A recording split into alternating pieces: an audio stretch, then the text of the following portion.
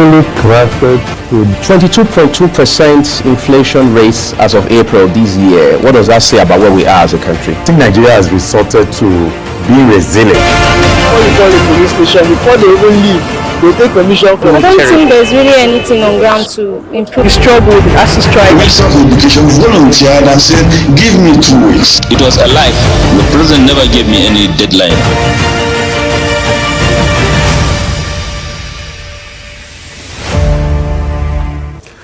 Hello and welcome to Global Morning. I'm Wiyag Mofegbe. Always a delight to be here. It feels like it's been a long while. Well, it was just last week. I was last here with Michael Edikam. But then again, it's another week, second working day of the week. It's always a delight to know that you're joining us here on Global Morning, and wealth just won't be sufficient for us to thank you for the time you spent with us here on the program. My colleague Queen Agaba is also on Global Morning.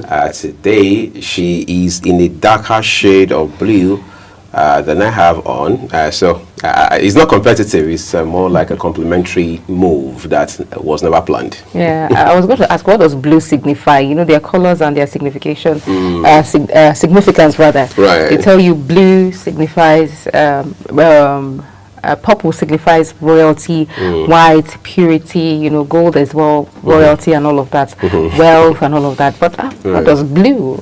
I think the best person to answer that question is a lady who looks gorgeous in it, right? but quite frankly, I think you have one color signifying several things. I mean, one color holding multiple significance. For example, you talked about white, signifying purity. It also signifies peace, by the way, all right? Tranquility of some kind and all of that. And then you have navy blue, like you're wearing, which many people say signifies authority, signifies power, you know, influence, and so on and so forth. So these are basically some of the significance of these colors. But I think one of the lessons we'll learn from all of these is that we have to be a bit more intentional about how we pick colors, especially if you work in our kind of environment. There are colors you don't want to wear to work, you know, particularly if you know you're going to go on air, and I mean, that's pretty much about it. And of course, events also determine what you wear. There are events where you have the color code to say, guys wear these, ladies wear that. In some workplaces, on certain days, maybe Mondays through Wednesdays, they say go corporate, fully corporate. And then they say on Thursdays, you can do business casual, or you can wear a branded t-shirt over a pair of jeans or something, just look smart, like your campus days. On Fridays, you can go trad. Let's remind ourselves we are Africans and things like that. But some person still needs to be given some time to build the discipline to stick with all of these codes, right? Yeah, absolutely. I think they should. And then in some places as well, they tell you certain colors signify certain things like danger, and certain colors you don't pair together. Right. I remember schooling then, they tell you that this color and this color is associated with a particular set of people, group of people, cult or thereabout. And so you don't want to be in their red book or in their radar where, you know, they begin to look out for you. And all of that. So maybe we should be careful, understand the environment where you are, and then your dress code. It also boils down to how you dress and how you appear, aside from colors as well. You know, the way you dress, you know, the way you look. It's a dress how you want to be addressed, so that you are not harassed unnecessarily. Haven't you noticed that for people who are not even into fraud and all of that, or are not hard guys, you know, sometimes they are judged based on their appearances, maybe the style of their hair, the way their jean is torn rather, the ripped jean factor. The ripped jean factor and all that. They're unnecessarily harassed. I remember one time I was traveling alongside some guys, and these guys, from their conversation, you could tell that they are decent guys from the conversation in the vehicle. But at every checkpoint, they were either called out or harassed because of the way they're dressed and all of that. I think we can do better. Even for our police, they can do better and not just harass people because of the way they dress. And people also should understand, you are free, you are at liberty to dress how you want to dress, but I think you should put people in consideration, particularly when you know you're going to be going alongside people, maybe for a trip like that, because you know that you don't want to, it's not because you don't want to wear it or you are not at liberty to dress the way you want to dress, but for the sake of people, courtesy, you know, so that people are not unnecessarily stressed because of you. Police don't begin to stop people, you know, and having to, because you are dressed a particular way or you look a particular way. You know, it can be very painful when the police would have to flag down a vehicle, single For one out a person. few young men or just a young man on account of the way they look and all of that, and then they take the time to delay for a few minutes. Sometimes they drag into an hour or two and things like that. But there's a color my mom never was comfortable with, black. And our friends, I mean, people of our generation were just pretty much like that. Because they would think that every time you wore black, it was signifying that somebody had died and all that. So no matter how great you looked in black, my mom had a problem with it. And I realized that people around our generation didn't feel cool. I mean, they didn't enjoy much of comfort around people in black and things like that, right? And they're asking you, I mean, are you mourning or, I mean, this is more like premonition if you're dressed in black. It's funny how I have, you know, clothes that are black colors or black in color. I'm one of the persons that one of those people that really like bright colors. I love bright colors, but you know, being in the choir or being in certain groups, you are required to pair black with something else. Right. Pair not for any meaning attached to it. I don't just like, you know, I don't just think that black should be qualified as a color, you know, categorized as a color. Just like You think black is colors, neutral? Black is black. It's just not a color. All right, some people say black is the new orange, others say orange is the new black. Whatever that means, just do what works for you. And also take into cognizance people's culture, their belief systems. What else? Perception matters too. In this day and age, people often say that perception is reality. You can't take that away. There are people who just conclude on how they perceive, right or wrong, that sort of thing. So those are issues we need to also interrogate. Let's take a quick break. When we return, the talking will just be getting started.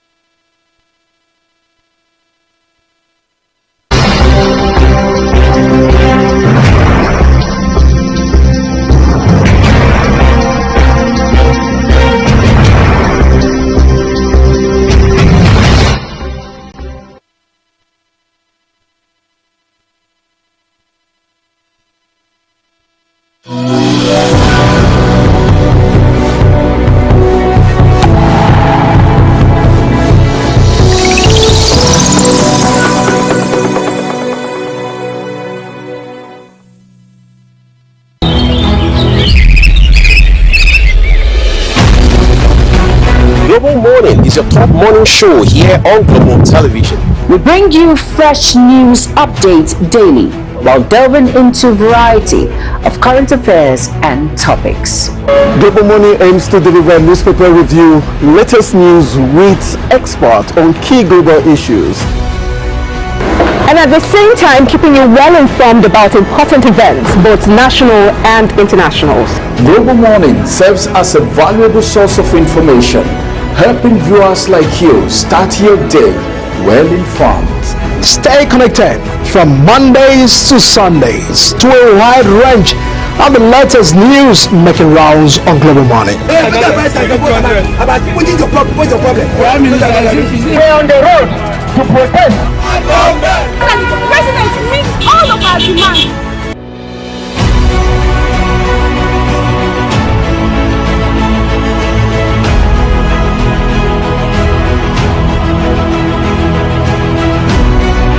This is Global Morning.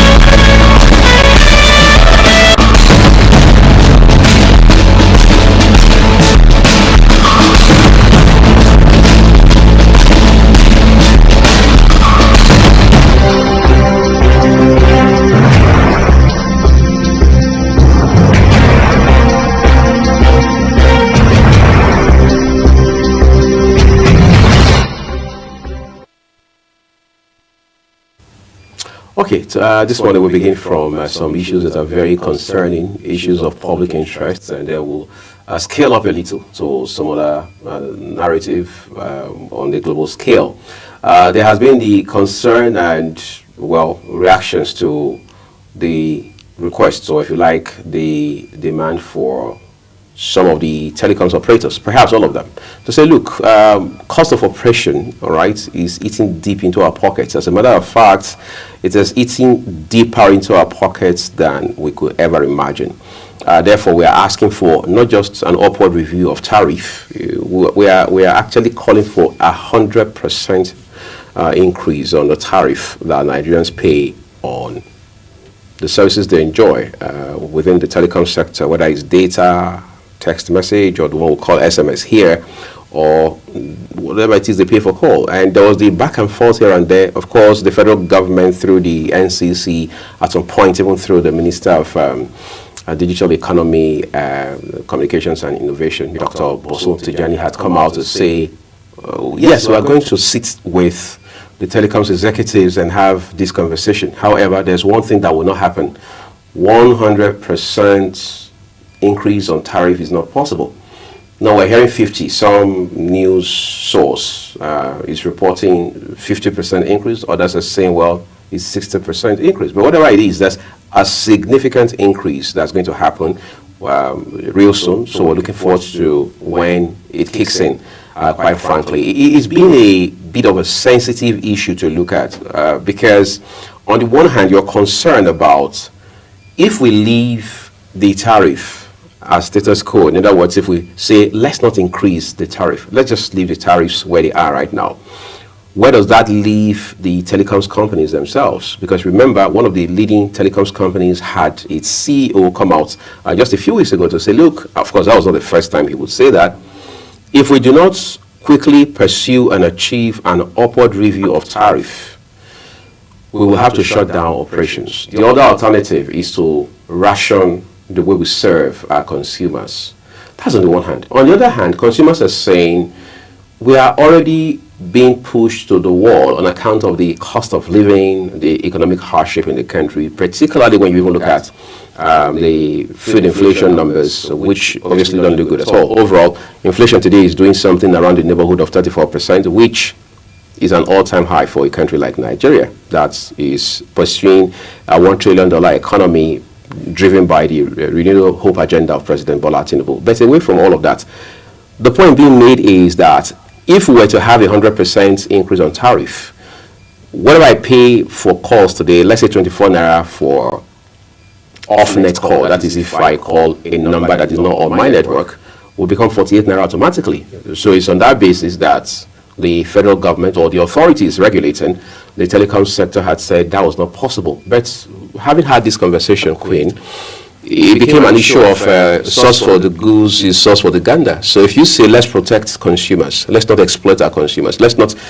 put more burden on them than they are already grappling with, what we also do to be fair or to show some level of equity to the telecoms operators who spend billions, in tens of billions, I should say, in keeping their businesses afloat every quarter, every half of the year, and of course all year round. I know you're very concerned because you're a consumer of both data, calls, and SMS.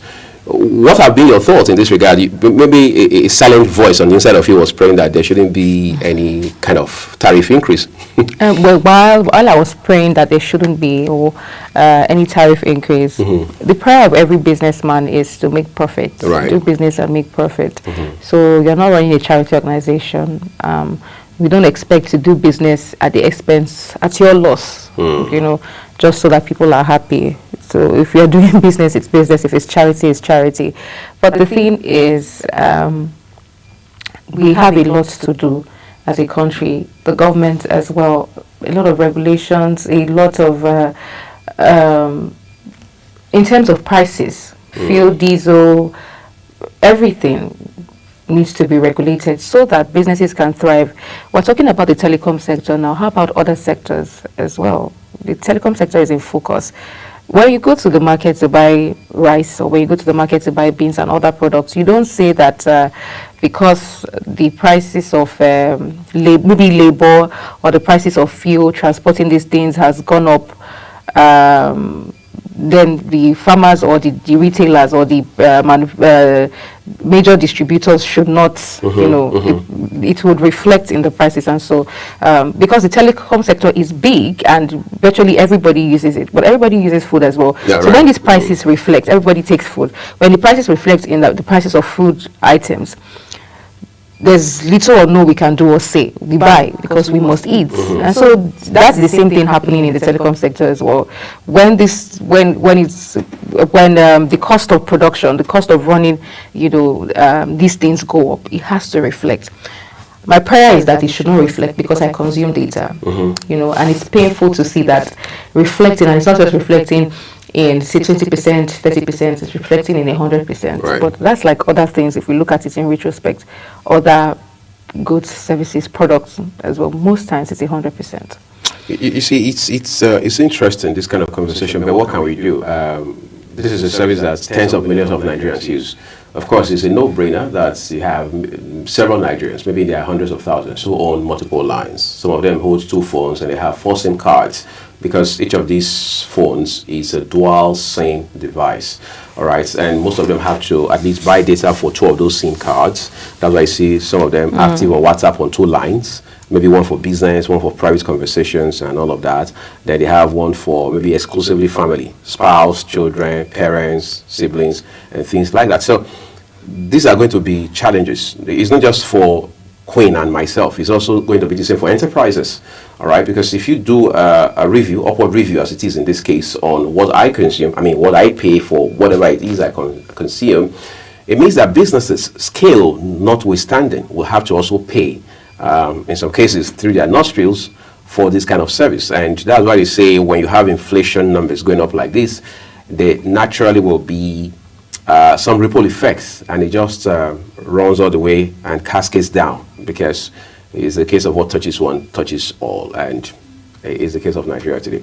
Okay, well, former president-elect, as we called him for several weeks, is now the U.S. president, the 47th president of the United States. Yes, his fan is clapping, but that's okay. I'm just joking. All right, but the point being made is that yesterday was historic for not just the U.S. but for the world, because if you followed in 2015 all the way into 2016, when elections were held in the U.S. in December of 2016, by 2017, January 20th,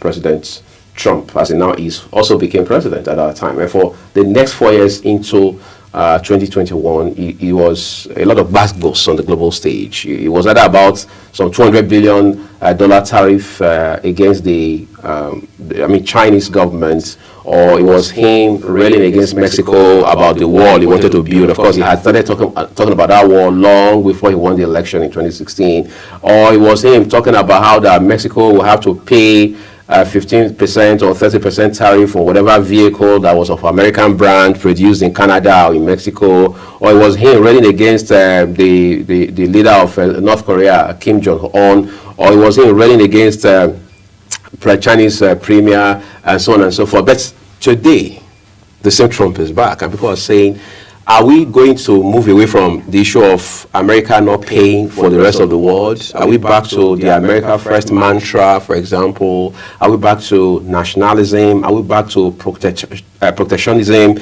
Are we back to the same Trump that will say things unguarded, the same radical, well, some people say a bit eccentric Trump and all of that? I know he's not your president, but they say when America sneezes, the world catches cold. The world catches cold, absolutely.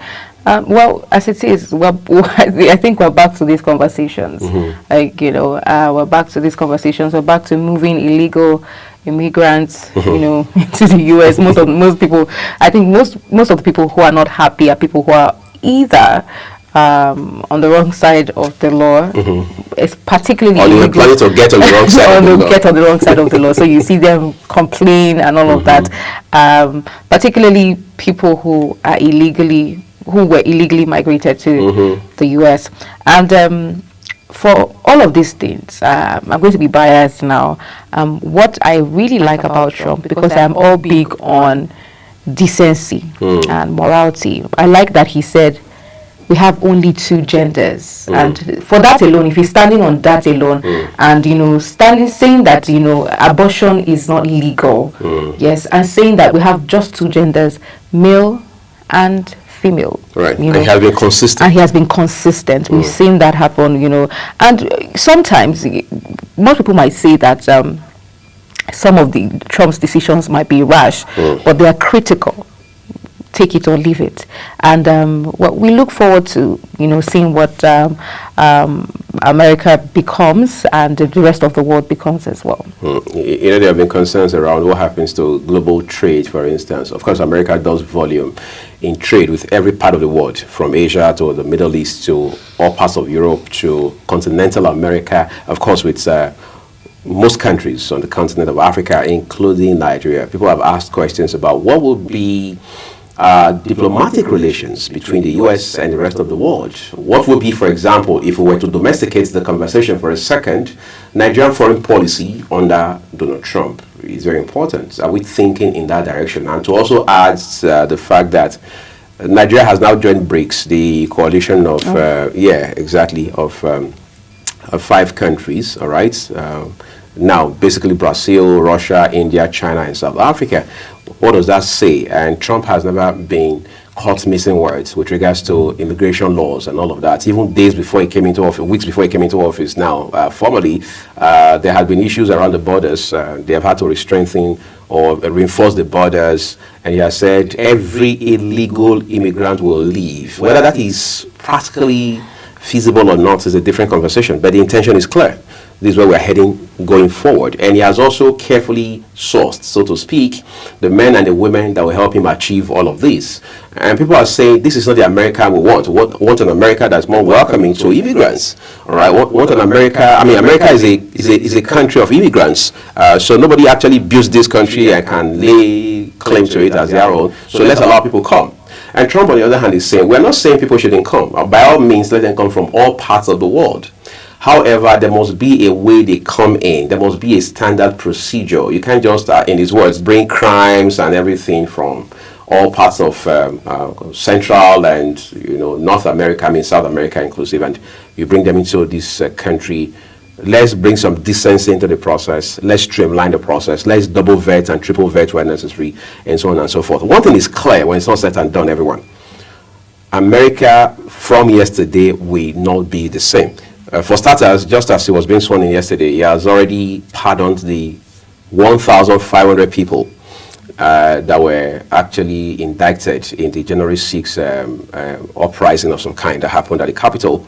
That was just at the twilight of Trump leaving office. So with all of that, some people are saying he's going to disappoint even critics. He's going to take certain actions that people never thought he would take. But whatever happens, it has to be such that America is still able to relate with the rest of the world in a way that everyone's, as they say, self-enlightened interest is served. Nobody's at a disadvantage on account of the Trump phenomenon, as I'd like to call it. Absolutely. I think this is the part where we're taking a break, everyone. The next time we come up here, Queen and I will take you through the big headlines from across our national dailies.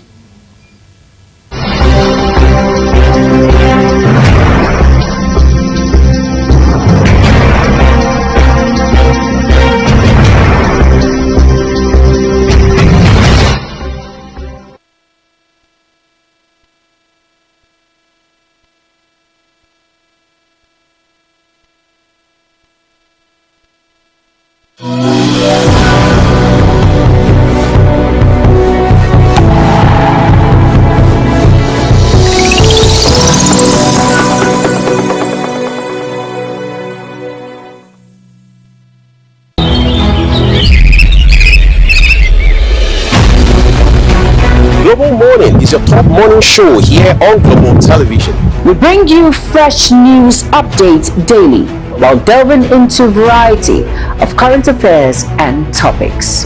Global Morning aims to deliver newspaper review, latest news with experts on key global issues. And at the same time, keeping you well informed about important events. both national and internationals. Global Morning serves as a valuable source of information, helping viewers like you start your day well informed. Stay connected from Mondays to Sundays to a wide range of the latest news making rounds on Global Morning. We're on the road to protest. The president meets all of our demands.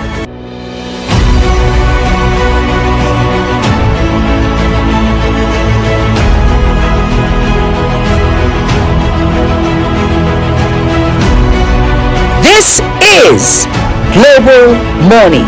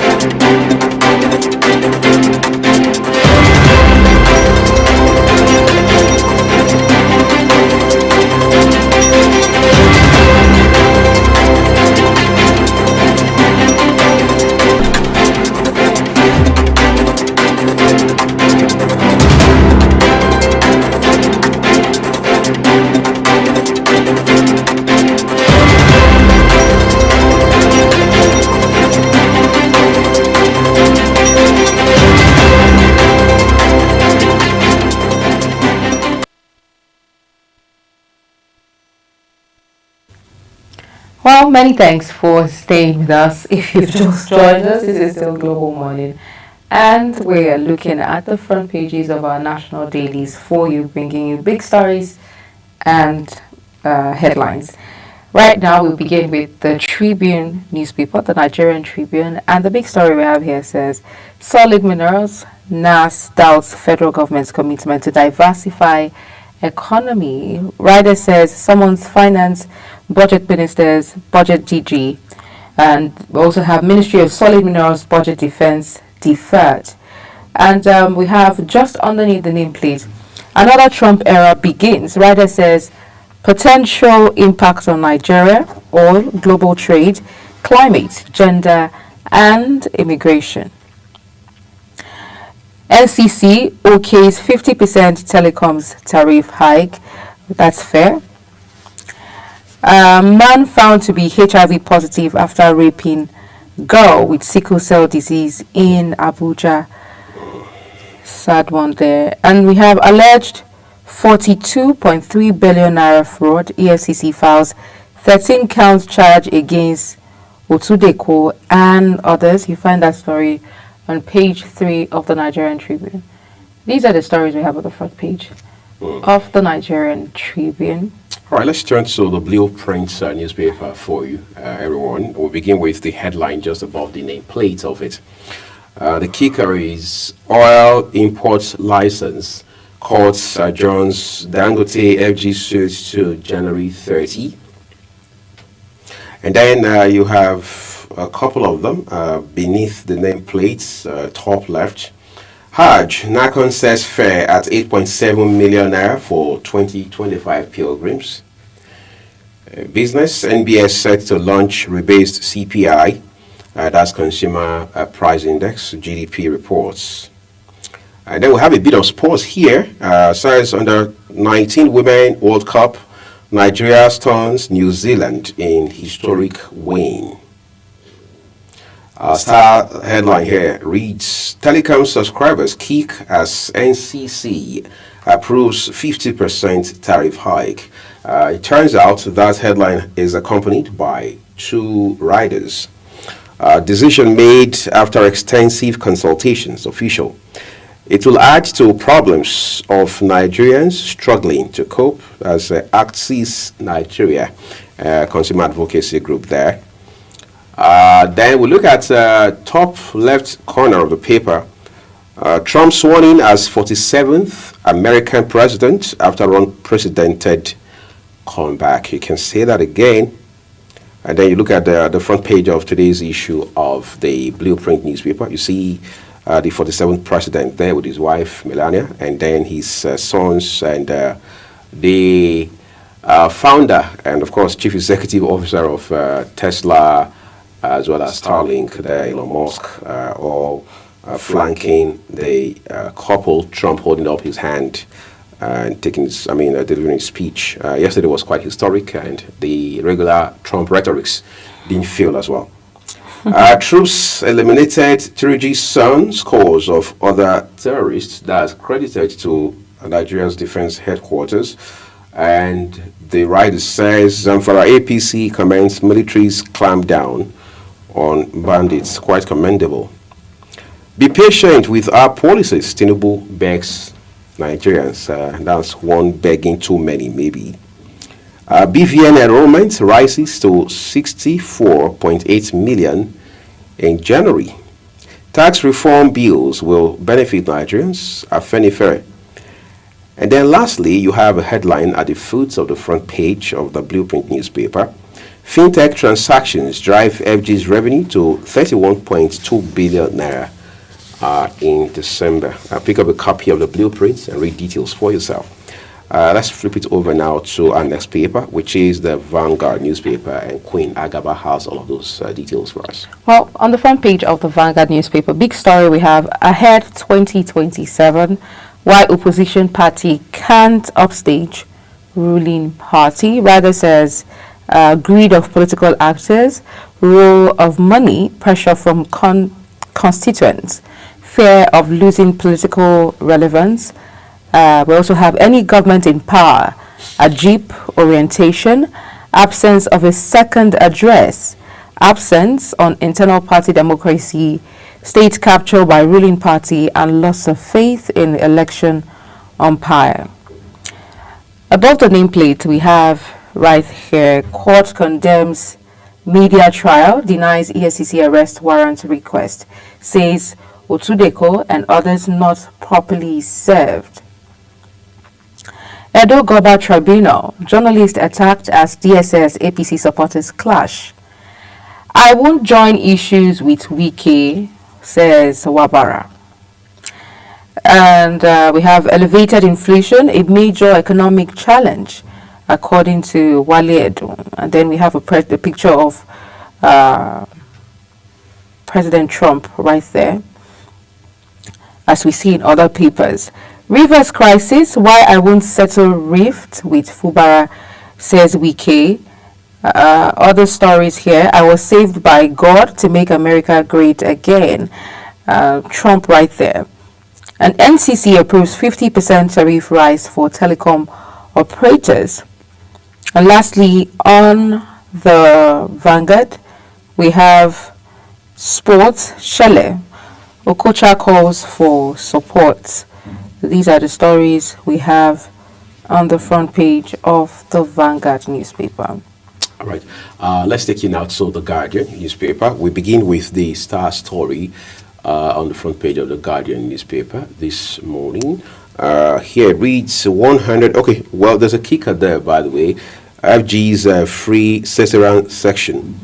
104 facilities to enlist as pilot phase records 2,819 beneficiaries. If we take it above the nameplates, one headline here tells us, court condemns media trial, says Otudeko others not properly served by EFCC. All right, you have two writers with that story, by the way. And then top left corner, a healthy economy without impact on average Nigerian worries senators. Nigerians to pay 50% more for calls, data, SMS. I'm unsure of employment statistics in Nigeria, says Labour Minister. So what are you going to do about that? Well, I'm sure Labour as a ministry has its internal mechanism for working the statistics, right, gathering data. And then, of course, you have the agency saddled primarily with the mandate of gathering data, analyzing that data, and, of course, also putting that data to the best of use. And then you have the Ministry of Budget and National Planning. We can't have all of this and we're still saying we don't trust data. You can't trust your own data. You can't trust data from World Bank. You can't trust data from AFDB. You can't trust data from IMF. You can't trust data from even established institutions across the world, unless when those pieces of data favor the government and they say that the government has moved from 0.107 to 0.19 on the ease of doing business index, or we're now looking good on the corruption perception index. And then it's accurate data. Yes, it's the government. The government is working on that this particular. We're only saying that let's use data to develop ourselves and grow. Let's not use data to manipulate citizens and just strangle ourselves by ourselves. That's the point being made. All right. More headlines coming through on the Guardian newspaper this morning. EFCC arraigns Amcon XMD orders on alleged 76 billion naira, $31.5 million fraud, with a picture of the executive chairman of the anti-corruption agency there, Ola Olukoyede. Niger tanker explosion, death toll rises to 98 as a Greek minister mourns victims. Less than 1,000 mines active as NMCO issues 7,000 mining licenses. Police foil bandit attacks, rescue 207 trafficked children. Reps declared Tinubu's 595 billion naira allocation to intelligence inadequate. Anxiety as Trump returns to power recognizes only two genders. That's what Queen was saying a while ago, but quite frankly, that's new. He has always recognized only two genders. He didn't start with him as the 47th president. Yes.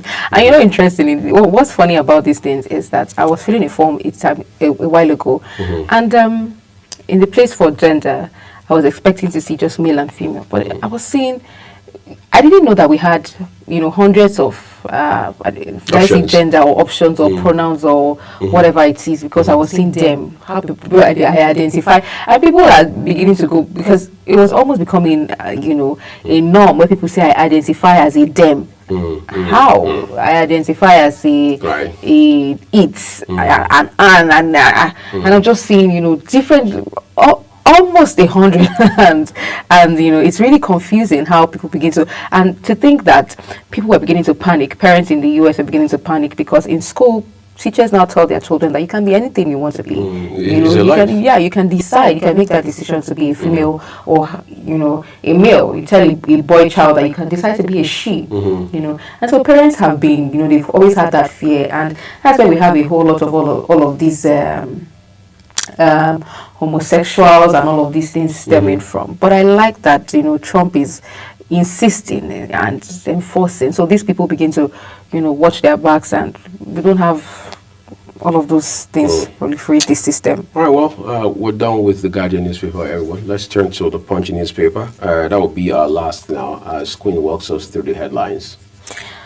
On the front page of the Punch newspaper, we have court condemns media trial, denies EFCC arrest warrant request, says Otudeko, others not properly served.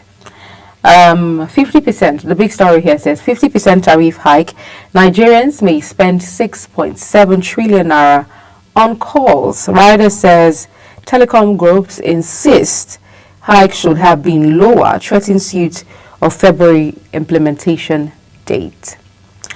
We have a picture of Donald Trump here again, and says Trump returns as 47th U.S. president, rejects transgender and illegal immigration.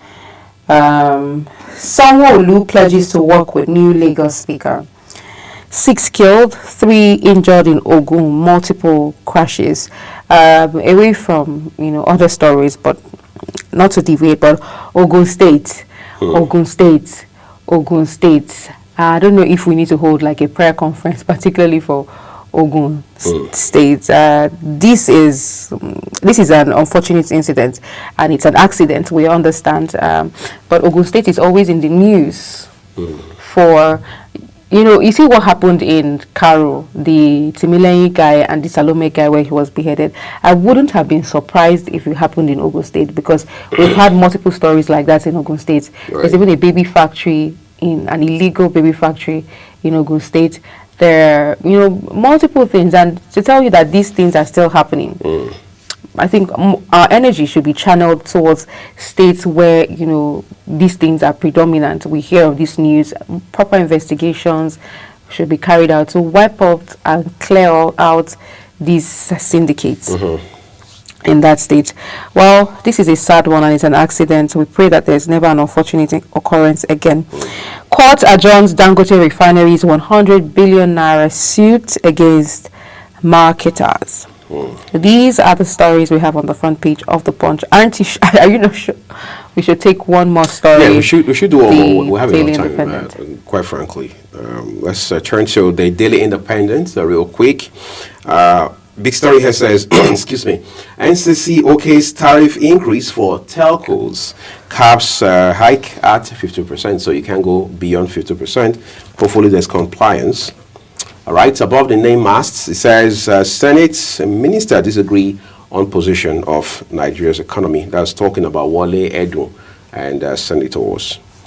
Trump sworn in as, in the second time, vows golden age of America. The writer says dollar softens amid his inauguration, rising uncertainty. And then we'll take it down a little now, left corner of the front page. 2024-2025 budgets, reps urge federal government to release full capital allocations to security agencies.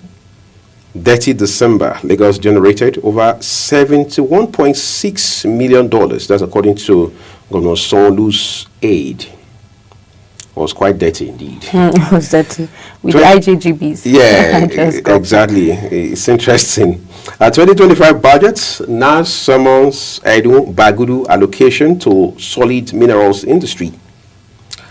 What's more, tanker explosion, lack of value for lives may necessitate or repeat. That's according to National Orientation Agency. Experts project Naira stability, improved diaspora remittances. Then lastly are the fruits of the front page of the Daily Independent.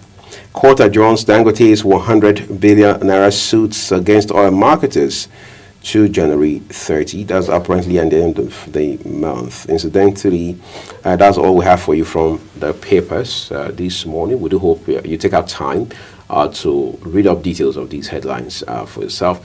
Very important to remind you that Global Television is not in any way part of the editorial decisions behind these publications of these papers. The editors of these respective national dailies take full responsibility for the content of the papers. All we do here is bring you the headlines, guide you through the news, and ensure that you also read up so you can stay ahead of misinformation. Well, with that, this is where we will take a quick break. But of course, Global Morning continues. We'll bring you the Global AM News, after which we would look at topical discussions of national interest. Please stay with us. We'll be right back.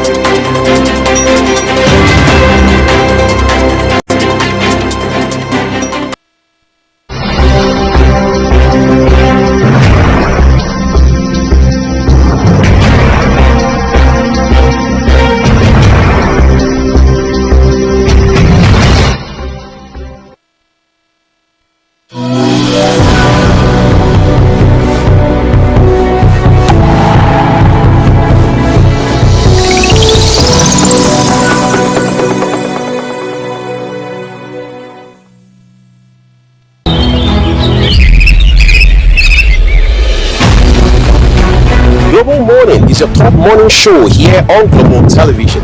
We bring you fresh news updates daily while delving into a variety of current affairs and topics. Global Morning aims to deliver newspaper review, latest news with experts on key global issues, and at the same time keeping you well informed about important events, both national and international. Global Morning serves as a valuable source of information, helping viewers like you start your day well informed. Stay connected from Mondays to Sundays to a wide range of the latest news making rounds on Global Morning. We're on the road to protest. The president meets all of our demands.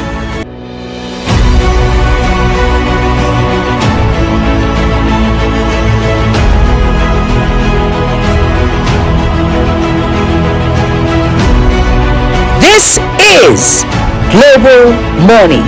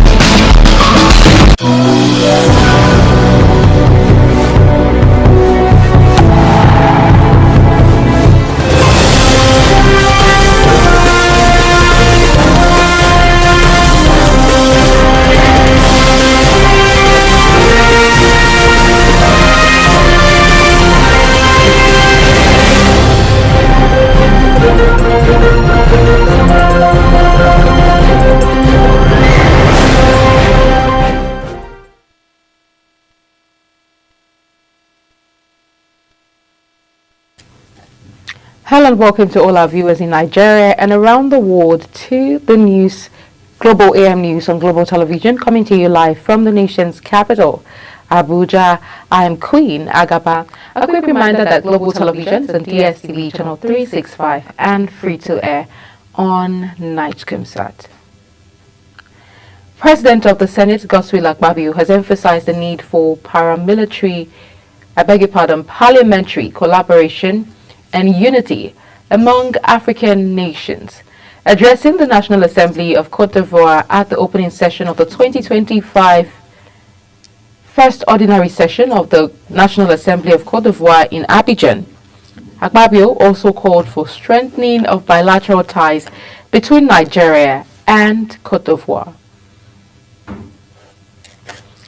At a national conference in Kano regarding the position of northern women on the proposed tax reform bills by President Bola Tinubu, experts say there are many lapses to address, despite some modifications to the bill.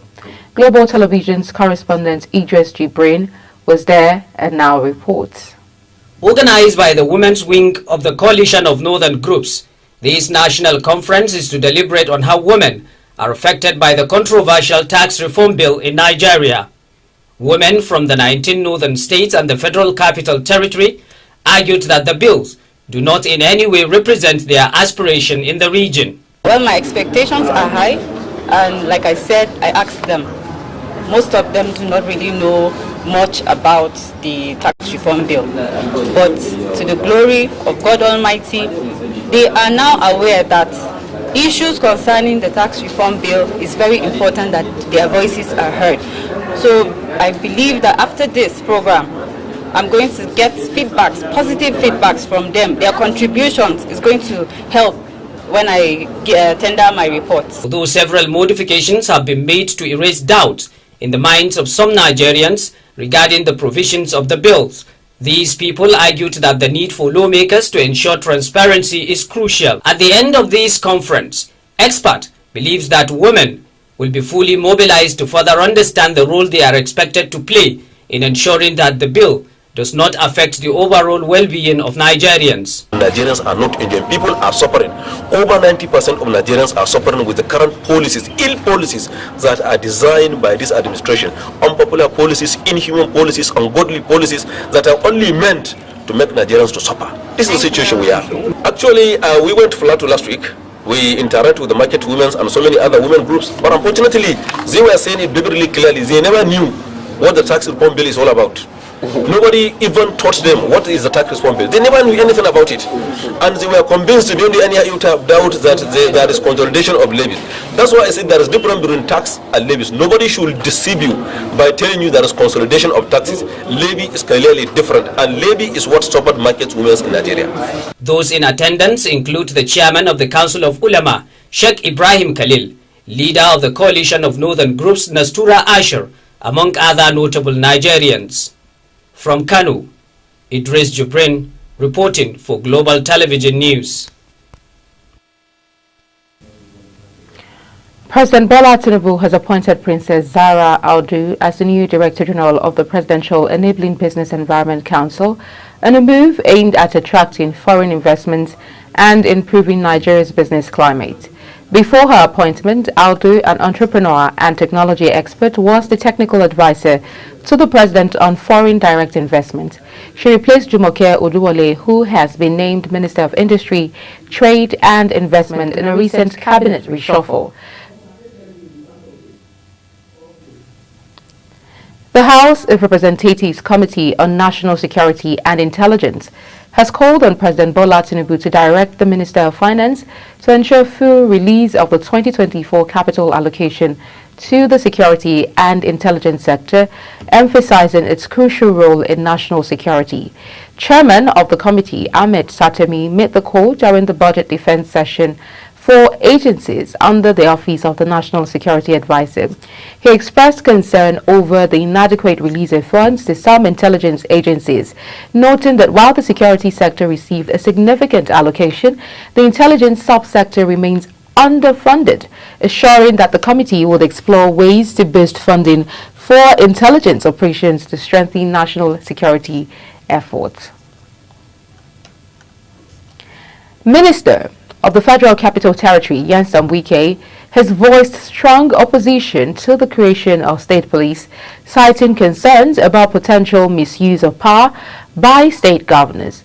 The minister stated this during a media chat, arguing that Nigeria's institutions lack the independence necessary to support a state policing system without risking abuse. He therefore warned that implementing state police without proper safeguards could lead to oppressive governance. French Republic has stated plans to upgrade the laboratory of the Nigerian Geological Survey Agency and provide it with advanced technological equipment. This followed advanced discussions on the Memorandum of Understanding it recently signed with the Federal Republic of Nigeria. The French government made the commitment to Nigeria on the sidelines of the ongoing Future Minerals Forum in Riyadh, Saudi Arabia. The Academic Staff Union of Universities, Ibadan Zone, has urged President Bola Tinubu to protect Nigeria's educational landscape from the potential pitfalls of International Monetary Fund policies. The union, representing prestigious institutions such as University of Ibadan, University of Ilorin, and several others, convened a press conference to voice their concerns regarding the proposed dissolution of the Tertiary Education Trust Fund in favor of the newly suggested National Education and Learning Fund. The proposal, the union say, was part of the 2024 Public Benefit and Taxation Bill, which they claimed posed significant risks to the future of public education in Nigeria. Minister of Labour and Employment Mohammed Megari Dingyadi has told the National Assembly Joint Committee on Labour, Employment and Productivity that 46 billion naira allocated to the ministry in the 2025 budget was insufficient to attain set objectives, especially in employment generation. Consequently, the minister called for more budgetary allocation to enable the ministry to scale up the performance of key areas of its mandate. Dingyadi spoke in Abuja at the 2025 Budget Defense meetings with the House Committee and the Senate Committee on Labour, Employment and Productivity, respectively. The Economic and Financial Crimes Commission, EFCC, has announced plans to auction off over 850 cars forfeited to the federal government across various locations in the country. A statement issued by the Commission says the auction is in line with the EFCC Establishment Act 2004, Public Procurement Act 2007, and the Proceeds of Crime Recovery and Management Act 2022. The cars, which range from luxury vehicles to mid-range Toyota Camry, were recovered by the EFCC in the course of its investigations into various financial crimes, including corruption, money laundering, and cybercrime. The federal government has appointed Kevin Okona as the acting rector of Maritime Academy of Nigeria, Oron, in Akwa Ibom. The appointment takes immediate effect following the resignation of the former rector, Commodore Duja Efedua, retired from the academy. This is contained in a statement issued by the head of public affairs of the academy, Domo Umoegbe, in Uyo, stating that the appointment was conveyed in a letter issued by Minister of Marine and Blue Economy, Adegboyega Oyetola, on behalf of the federal government. Ogun State government has begun an intensive rehabilitation of its 8 technical colleges with the aim of turning them into excellent vocational training centers, which is aimed at standardizing technical and vocational education in the state. The communication officer of the Ogun State Economic Transformation Project, a World Bank-supported initiative which is responsible for the funding of the upgrading of the technical colleges, Simbo Olayinka, disclosed this in a statement, adding that the training is also aimed at equipping the students with industry-relevant skills through modern machinery and tools. Speaking while inspecting the ongoing rehabilitation works at the Government Science and Technical College Ijebu-Ode, the Commissioner for Finance, Dakbo Okubadejo commended the quality of pace of the work done so far. The Defense Headquarters has said that troops of Operation Fasanyama have killed terrorist kingpin Bello Turji's son and many of his fighters during clearance operations.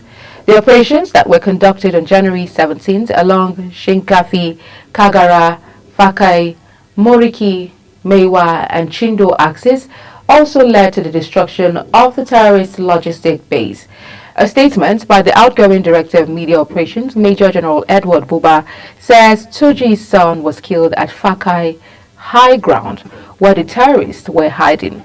He declared Turji a coward for abandoning his son and fighters during the operations. The National Hajj Commission of Nigeria, NACON, has announced the 2025 Hajj Fair, with intending pilgrims from southern states expected to pay 8.7 million naira, while those from Borno and Adamawa zones will pay 8.3 million naira. The Commission's chairman, Professor Abdullahi Usman, disclosed this in a statement in Abuja by NACON's Assistant Director of Information and Publication, Fatima Usara. Usman, who described the fair as the result of extensive deliberations with key stakeholders, including the presidency and state pilgrims boards, noted that intending pilgrims from the northern zone will pay 8.4 million naira for the pilgrimage to Saudi Arabia. The Nigerian Meteorological Agency, NIMET, says it will unveil its 2025 seasonal climate prediction on February 4, 2025, themed the role of early warnings towards a climate-resilient aviation industry for sustainable socio-economic development. A statement by the agency noted that the presentation will provide critical climate-related forecasts for the year in line with its mandate to advise the government and public on weather, climate and water-related matters. NIMET annually predicts and publishes climatic patterns, including rainfall and temperature in the first quarter of each year. Speaking about the upcoming event, NIMET Director General and Chief Executive Officer Professor Charles Anosike explained the significance of the SCP document. Death toll from Saturday's petrol tanker explosion has risen to 98, with 69 injured and 20 shops burned to the ground. The figure as of Sunday was 86, with 55 injured, even as there was concern that many of the injured victims may not survive, given the grave nature of their injury. The Director General of the Niger State Emergency Management Agency, Abdullahi Babara, gave the latest figure in a statement. You're watching the live broadcast of the Global AM News, coming to you from the nation's capital, Abuja. When the Global AM News returns, Nigeria Labour Congress faults fresh petrol price hike, says federal government insensitive. We'll bring you details of this as well as business and foreign stories right after the break. Please stay with us.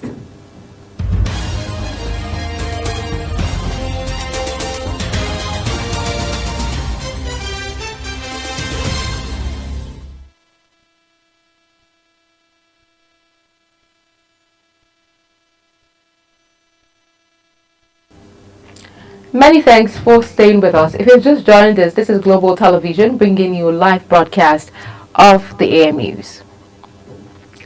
The Nigerian Labour Congress has frowned on the recent hike in the pump prices of premium motor spirit, popularly called petrol, describing it as the height of insensitivity against the masses. Senior NLC officials disclosed this in separate interviews as oil marketers refuted being blamed for the recent hike in PMS prices nationwide. Similarly, the Dangote Petroleum Refinery also said the rise in petrol price was not from the $20 billion Lekki-based plant, but due to an increase in the cost of crude oil, the major component for refined petroleum products.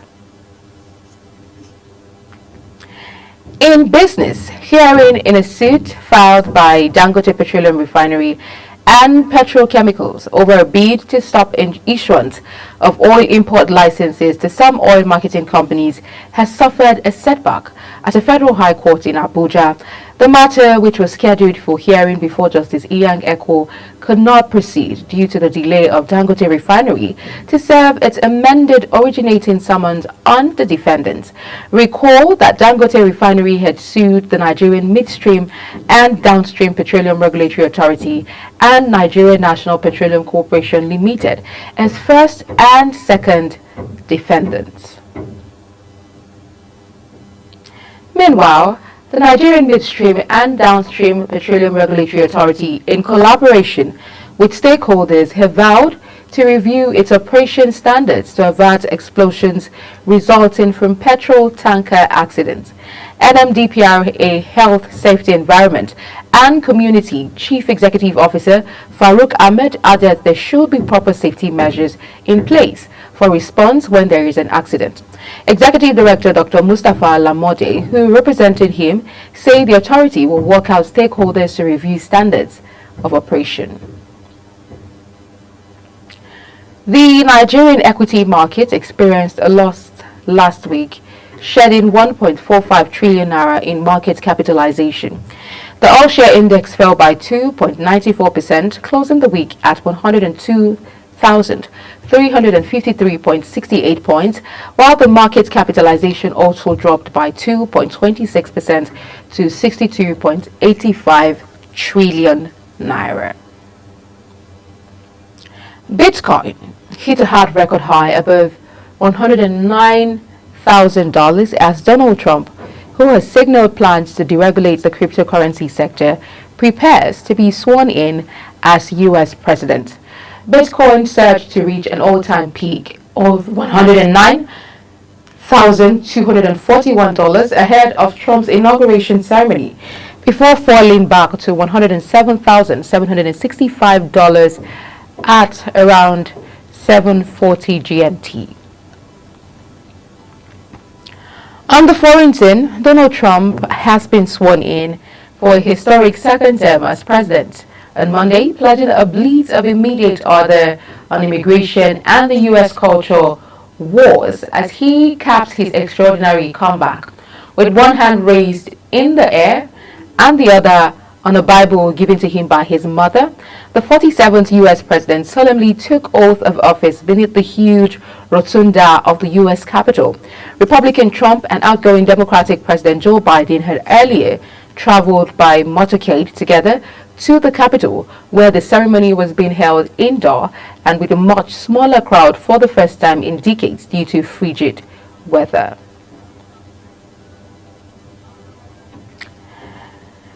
U.S. President Donald Trump has said he would implement anti-immigration measures from day one of his second term in office. He stated this on the eve of his inauguration in Washington, adding that all the illegal border trespassers will, in some form or another, be on their way back home. While there has been a rise in crime in some areas of the U.S., experts attribute this to complex socio-political causes. French Prime Minister Francois Bayrou has warned that France and Europe risk being dominated, crushed and marginalized if they fail to counter the policies of United States President-elect Donald Trump ahead of his inauguration. Bayrou further noted that Trump's inauguration forces Europe to confront its responsibilities. He also referenced the power of China as a critical factor in global geopolitics. UK Prime Minister Keir Starmer has congratulated US President-elect Donald Trump ahead of his inauguration, expressing confidence that the special relationship between the two nations will continue to flourish for years to come. Starmer paid tribute to the debt of friendship between the 47th president and the UK and pledged to continue to work together to ensure the success of both countries and deliver for people on both sides of the Atlantic. A fragile ceasefire in Israel-Hamas war is held following the dramatic exchange of 3 hostages for 90 Palestinian prisoners in an agreement aimed at ending more than 15 months of war in Gaza. The 3 hostages released on Sunday, all women, were reunited with their families and taken to hospital in central Israel, where doctors say they were in stable condition, and hours later in the Israeli-occupied West Bank. Palestinian prisoners released by Israel left Offa prison on buses, with jubilant crowds celebrating their arrival. In football, the Nigerian Football Federation (NFF) has set in motion concrete plans to organize a 4-month CAF B license coaching course that is designed to enhance the capacity of Nigerian coaches and prepare them for current and future challenges. The Federation Technical Director Augustine Egwavwe say the course is part of NFF's strategic effort to build the capacity of coaches across the country and will be done in models. FC Porto announced the dismissal of Victor Bruno, making him the 3rd coach to be sacked by one of Portugal's 3 main clubs this season. The 42-year-old took over from new AC Milan boss Sergio Conceição in the close season, but was dismissed after Porto lost ground in the title race following back-to-back league defeats this month. Sunday's 3-1 away loss to Gil Vicente marked Porto's 3rd consecutive defeat in all competitions. They had also been beaten by Sporting Lisbon in the semi-finals of the League Cup on January 7th. Record 31-time Copa del Rey winners Barcelona will face Valencia in their quarter-finals after they were paired in Monday's draw. Spanish and European champions Real Madrid travel to neighbors Leganés, while Atletico Madrid hosts Getafe in another capital derby clash. Barcelona thumped Real Betis 5-1 in the last 16 to progress to the last 8 and face Lasche in a repeat of the 2019 final, which Valencia won 2-1, and Real Sociedad welcome Osasuna in the other match, with the quarterfinals to be played between February 4th to 6th. And that's it on the Global AM News, and it came to you live from the nation's capital, Abuja. A quick reminder that Global Television is on DSTV channel 365, on Star Times channel 276, and free to air on Nigecomsat. Kindly follow us across all social media platforms using @GlobalTVNG and other handles now showing on your screen. I'm Queen Agaba. Thank you for watching. Global Morning continues. Stick around.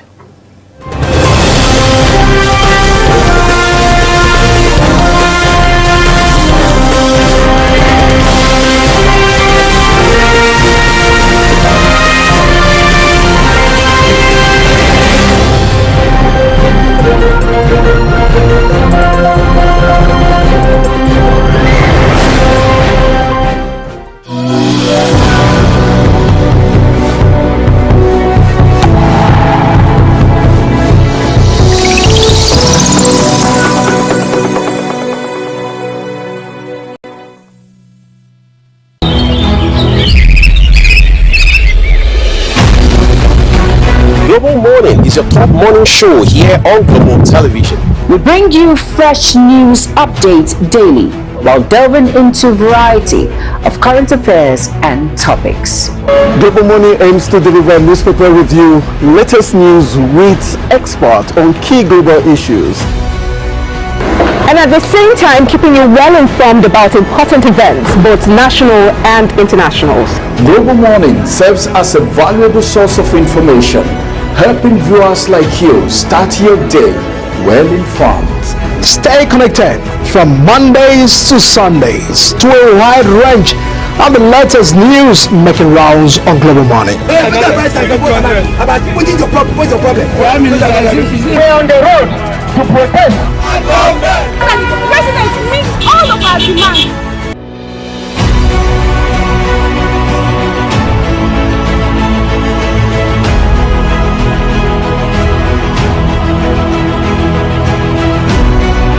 This is Global Morning.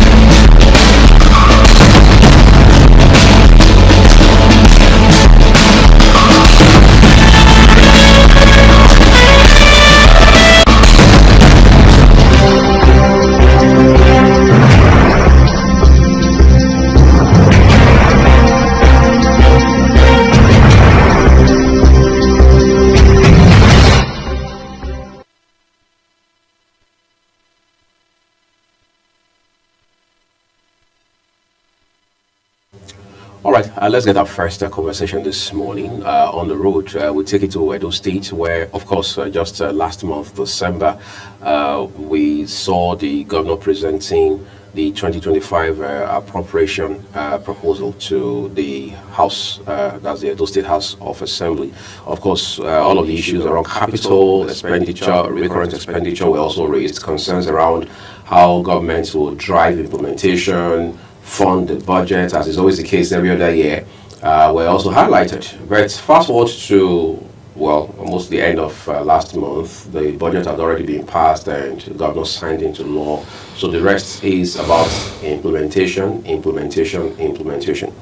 Now, there have been concerns about what exactly is different from these budgets. I mean, when you compare it with the previous ones in the states. Edo State, the last few years, if you check the numbers, has done pretty impressively with internally generated revenue, not just relying altogether on allocation from Abuja, as they say. But to what extent has that really rubbed off on the life of the everyday Edo man in terms of the quality of life they live and how these budgets is being implemented in their overall interests?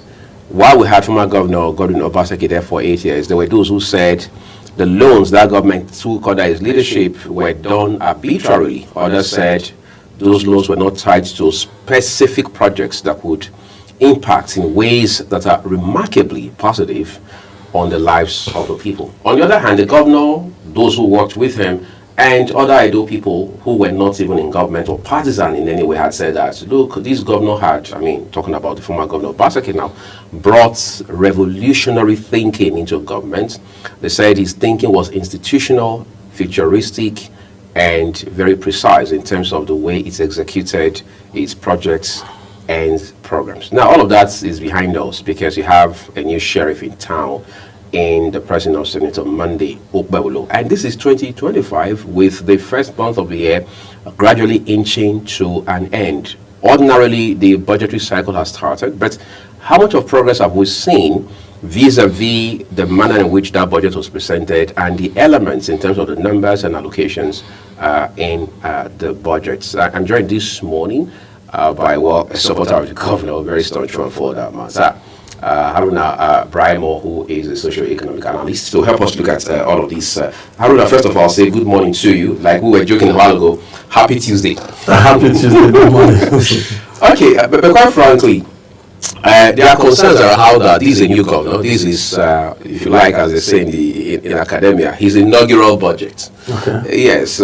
Does he have the experience to drive budget at this level for someone who was also, so to speak, a neophyte in the Senate? The question is, does he have the capacity to deliver on the budget? Not necessarily the experience, because the experience actually lies in the institutional framework of governments that drives budget implementation. You have ministries and MDAs. And remember, he's not a small fit politician if you want to talk of political leadership. He has the leadership experience, being in the Senate for more than 1 year, and now a governor. The former governor of Edo State never had any political experience.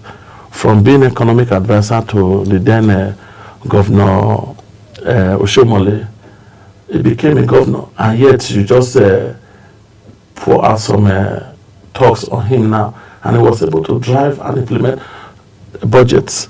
Talk less of a man who was representing a senatorial district, a man who was the chairman Senate committee on public procurement in the whole Nigeria and the Senate. Now a governor of the state. He has a budget that be presented to them in the Senate. They have dissected budget as legislators. They have questioned the implementations of budget. They have questioned allocation of budget in the Senate. Now is presenting budget. Now is overseeing the preparation, presentation, and implementation of budget. And he has good hands. We have the strong bureaucratic network in Edo State that drive implementation of this budget. His own is to now have hands that will oversee the translation of every 1 naira in that budget to realities for good governance and for the good of Edo people. We can't, I mean, you are a finance expert, Aruna. We can't divorce revenue, regardless of how you generate it, from the manner in which budget is implemented, and how effective that implementation will be. Of course. We're not so sure what the numbers are saying now in terms of IGR in Edo States after the former governor Obaseki left office. Sorry, but let's talk about the constraints that are... No, before we talk about the constraints, we should realize that budgets are prepared on projective parameters. There are parameters. Not necessarily because you already have the money. Of course, you set, there are parameters of budget preparation. There are benchmarks you set in expectation of revenue, and also in expectation of your expenditures. Let's actually dissect, if we want to dissect the 2025 budget as presented, more than 600 billion budget. And for the first time in the history of Edo State, for the first time in the history of a state in the South, we have a state and a governor who is projecting 63% of the budget for CAPEX, capital expenditure. That means it means business. What is telling you indirectly is, if my expectation in revenue is right, my expectation in expenditure will be giving 63% priority to capital expenditure. Capital expenditure across sectors. Capital expenditures are in this education sector. We have capital expenditure in the agricultural sector. We have capital expenditure in the core road infrastructure. Across almost all the ministry, there are capital expenditures. You understand? And this is what the state actually needs to revamp the economy, that will now be generating more. The capital expenditure of the budget in education, for example, is already being implemented with some schools being remodeled. These are capital expenditures.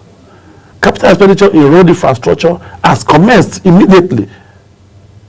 You saw a lot of road infrastructure that is going on in Edo State. For everybody now knows that since Obaolo came to power, Edo State has become a huge construction site. From rural roads, let's start from Uromi connected to Ibori Road. Let's not talk of the federal road that was in crisis for many years. He gave maximum and priority attention to the Benin Auchi Road. Even the Obadan Junction, there are a lot of remedial activities has been going on there. We now come to the core Benin City.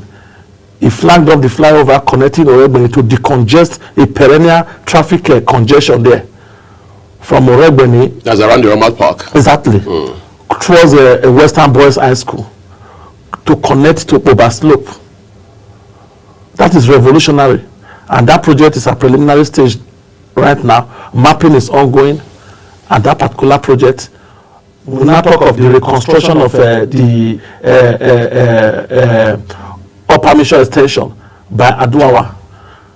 That was actually also a bad place for many years. That job is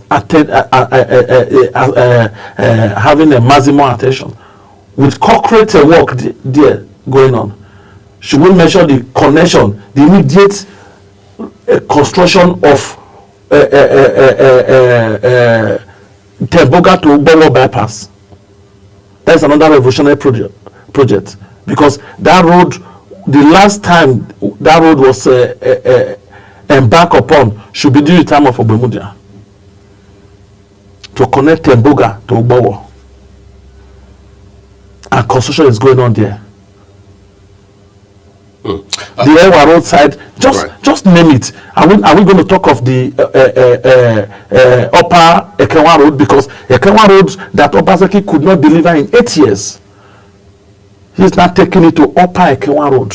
He's going extra mile from where they abandoned it. So maybe the barracks areas. More than. Okay. I will not talk of the airport road, Eworia. That's going further. You see, you just talked about how there are parameters for... So the parameters for preparing this budget are there already. Well, some of these parameters is, what are we expecting from FAC, federal allocation? What are we expecting from IGR? What are we borrowing?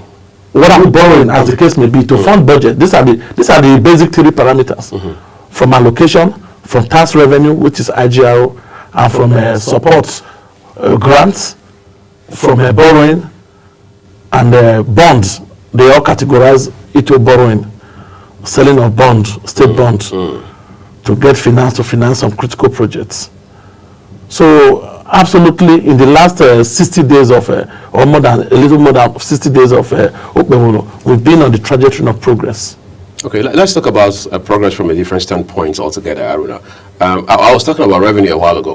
There are people in Edo State today, I mean, those who are on the ground in the states, who say that one of the core reasons the former governor was able to drive revenue from point A to point B, whatever that means in terms of the numbers, is that it brought the kind of thinking into government that helped to galvanize revenue streams. He tried as much as possible to block loopholes or the leaks that you normally would have in a state like Edo in terms of how you collect revenue and things like that. Some people say, well, under Senator Monday Okpebholo, those initiatives may not be sustained, those measures may not continue to be. How do you know? Have you, since he came to power, have you heard that every revenue process that is germane, that is built with sincerity? I've never been against whatever approach Obaseki. I've always been against the insincerity that is always embedded into institutional design for Edo State. Every of his thinking is embedded with insincerity, profligacy, including all of those. Of course, how can you?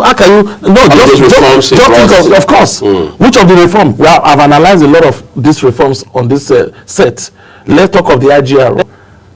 Have you raised the state to a level as among the 9th state with the highest IGRO in the country? Yet there's no, the same IGRO cannot translate to good governance in the state. That is IGRO on papers. What are you using the money to do? You still plug the state into debt of more than 600 billion in your 8 years. Hello? How do you collect, you say you want to finance a special education design called Edo Best. Bravo. That every school in Edo will have access to computer, everything, at least from primary to secondary. Digital resources and everything. Everybody clap for him. Even people from other states, even Lagos State, were coming to Edo State to come and learn the designs and the programs of Edo Best. What did it translate to? And you use that as a model to go collect $75 million from World Bank. And today, Edo State is left behind in education. In 2024 budget that Obaseki prepared, Edo was second to the last with the lowest budget allocation for education. Come and check what Okpebholo is budgeted for education. These are the things we should be comparing. It's not about what kind of institutional framework we design. You said e-governance, e-procurement process to eliminate, according to you, to block loopholes. E-procurement process that could award contracts that does not exist and money was appropriated. E-procurement process that appropriated 4.5 billion, that a modern truck park was constructed, purportedly constructed in Aviele. Is that institutional design that we should be applauding? Where there is no groundwork even going on and the money is appropriated. E-procurement process that awarded in their records that shows that a 1.5 billion health center, primary health care renovation was done in Uromi. And the health care facility is still moribund to date, but money was appropriated. But in the e-governance, if you go there, you will see it, money is appropriated. Is that the level? The entire e-governance system was being hosted, was outsourced to an ambassador in Lagos. Is that not a huge risk? That the database in revenue generation of Edo State is being managed from Lagos, from outside. Government critical is like a remitter of federal government, or TSA, Treasury Single Account of the federal government, is hosted outside the federal government. Maybe they are operating, they are driving the system from outside Nigeria. Is that not a risk to even security of our information as government? These are supposed to be classified designs. So it's not about the beauty of the designs. It's about how it was not able to translate. I'm mentioning roads and construction work that is ongoing right now in the Okpebholo administration. And all these are embedded in the budget. 63% CAPEX is going to be building 192 health centers across the 192 world. Remember in his inaugural speech at the stadium, what did he say? Health was one of the 5 pillars of his administration. A healthy people drives productivity. A productive people drive productive economy. I told you on this program, we are mark, not earmark. That is why Okpebholo. Edo must build Edo. we are ready to work to build Edo to the next level where it actually belongs. Look at agriculture. Let's check notes. In 2024 budget, Obaseki budgeted 7.3 billion for agriculture. Agriculture, and you expect the state, no, Edo is among the state that is net importer of food in Nigeria. One of the most inflated states with food inflation. Very costly when it comes to food inflation. Edo states among in Nigeria, highest in Nigeria, because we are not producing what we are consuming. What is Okpebholo doing? He said, okay, in this budget in 2025, our budget is 73 billion for agriculture. Not to talk of the mechanized arrangement is already having. Remember, the federal government is bringing, they are bringing about 3,000, 4,000 tractors. And Okpebholo is already designing his own to add to whatever the federal government is going to share, because that 3,000 tractors will be shared across 36 states. Is designing his own agricultural revolutionary program to add to it to drive mechanized farming. That is how Edo will build Edo. And when you are doing all this, remember the multiplier effect. The economy will be booming, and more revenue in taxes will be coming to the government. In one of his interviews on BBC before the election, during the electionary, remember what he promised about creating incentive that would drive rural economy. But most people did not understand what he was talking about. Right now, he's approving loans for all the market association and this thing in Edo State, interest free. Imagine the impact of that in rural economy. These are facilities that they've never had. The common market woman. Yet we have Edo State Small and Medium Enterprise Agency that the federal government gave 2 billion through Bank of Industry to support SME, and you could not point to one person that benefited. Is it true? I mean, is there any truth in the reports that Okpebholo is more of someone now busy trying to reverse, or if you like, undo some of the initiatives and programs that Obaseki put in place, instead of strengthening those ones that have also served the state? You don't contradict yourself, my brother. You said whatever is good, you straighten upon. We are following the philosophy of Kaizen. It's a Japanese word of management, progressive management. Kaizen means changes for continuous improvement. Is that what Okpebholo is doing? Of course, that is what he's doing. Changes for continuous improvement. I'll put this in perspective real quick. Just a second. I've read people from the APC who seem to have a problem with Edo Best, for example. They have a problem with Edo Jobs. The other initiative that's created to generate jobs for young people across different sectors. So why are we not hearing more work happening on those fronts, for example? Well, a lot is going on there. What happened to what is Edo Best is being reversed, because if Edo Best cannot build schools that will actually drive, because the school infrastructure matters in education. Are you going to be buying laptops and tablets for teachers or students without them having roofs to stay? You saw some of the schools that were shown from Ovia to Akoko Edo in Edo North. The same thing. Schools without roof. But I wouldn't have such schools since 1999. I mean, through successive governments. That is what I'm telling you. If you brought about Edo Best and it could not, and you collected 75 million, and these challenges still remain, you should not blame the past. You are the immediate. You collected $75 million that you are going to do this. Part of Edo Best was school infrastructure. But Okpebholo is reversing it now. It's not just Edo Best remain as a program, but the institutional framework cannot work without school infrastructure. Infrastructure matters to drive education. You are driving Edo Best. Tinubu release how many this thing of materials, institutional material, structural material for students.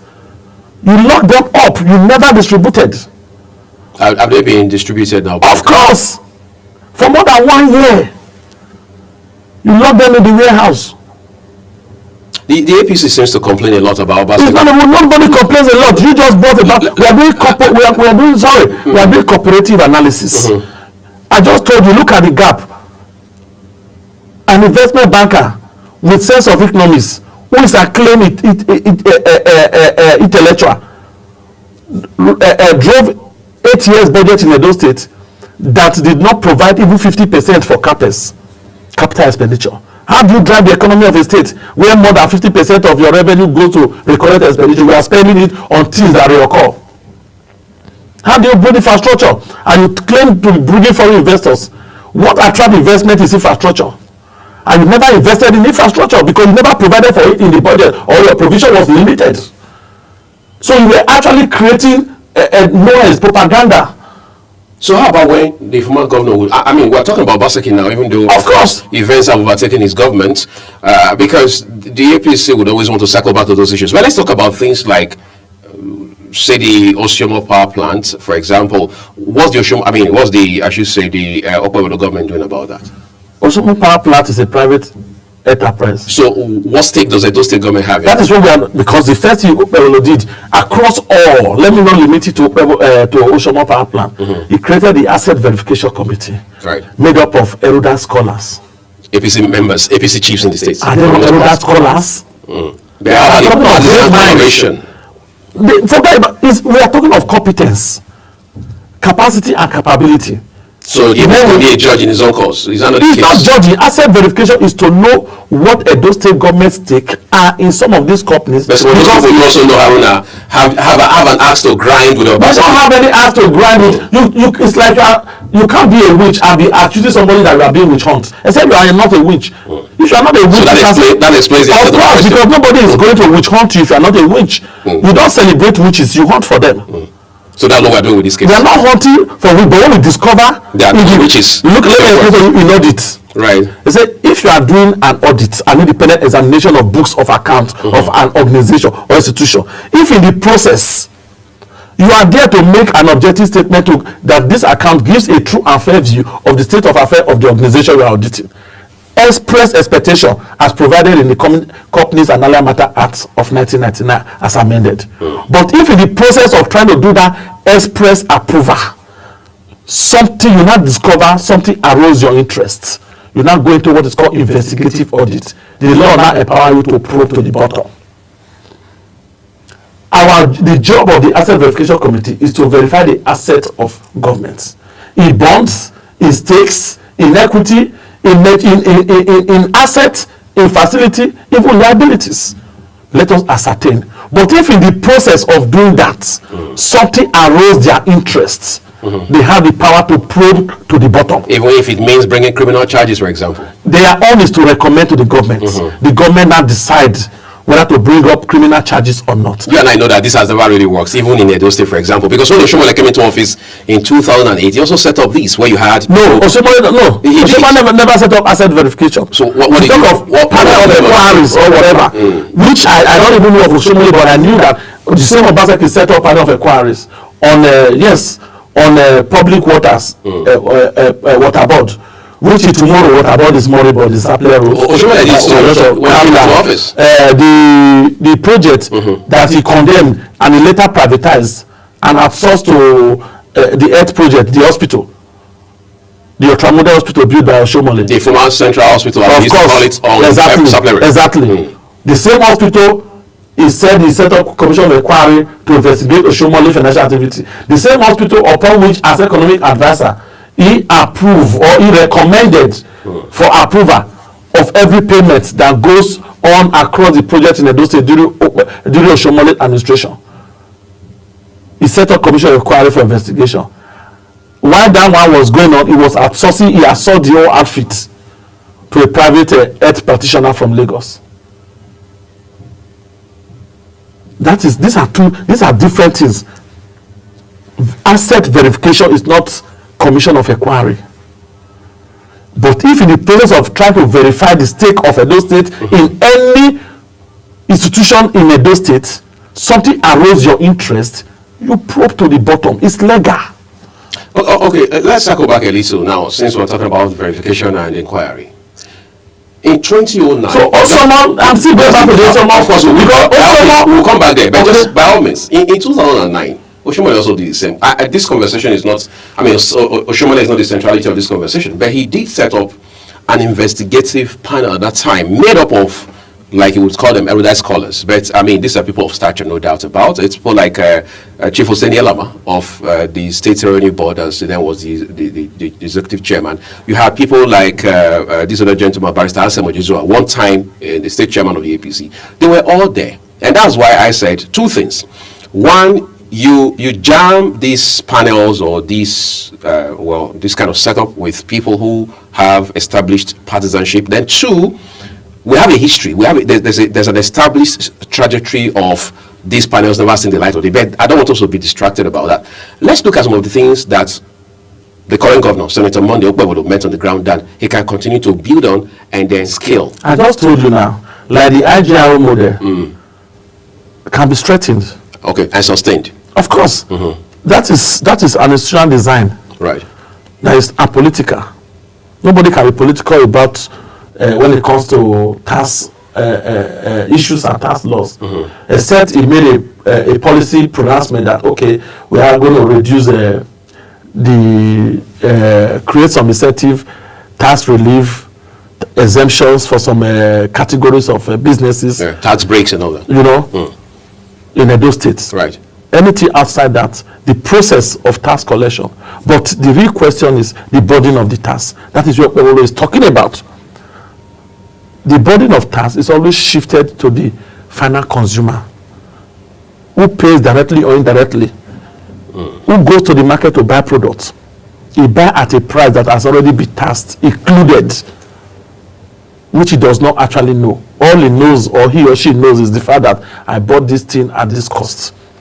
So Okpebholo is saying these people, which is the rural people, which is the informal economy, need more empowerment in the form of loans and facilities and grants to also empower them when their businesses or they are doing well, or in whatever ventures they are into, their ability, their burden of paying tax will be reduced. The burden will be reduced indirectly too, because they will not be feeling it so much. You get my point? Imagine a typical market woman borrows money from a commercial bank. Let's assume even some of these microfinance bank, or collect money from Lapo, 1 million naira to start a business. And you know the rate of Lapo, the interest rate of Lapo. I don't know. All right, it's very. It should be more than, it should be around 15% or more. It might even be 20 or 20 something, because commercial banks already 20 something when you aggregate all the invisible spiritual and physical charges they put. And that means in the capital you are borrowing, your principal is already less, about almost 20%. So how are you going to turn over 20% of 1 million? Is 200,000 naira. So when in the books, the money they are giving to you as an SME, as a businessman, is 1 million. But what actually touches your hand, net interest, because they even net it in advance, is 800,000. So you have the responsibility of turning over 800,000 to first of all generate the 1 million you borrow, and also generate the interest, and not talking of your profit. That's a huge burden. Before you not talk of the tax that's going to come from doing that business. So what the government is now doing, let us give you interest-free loan.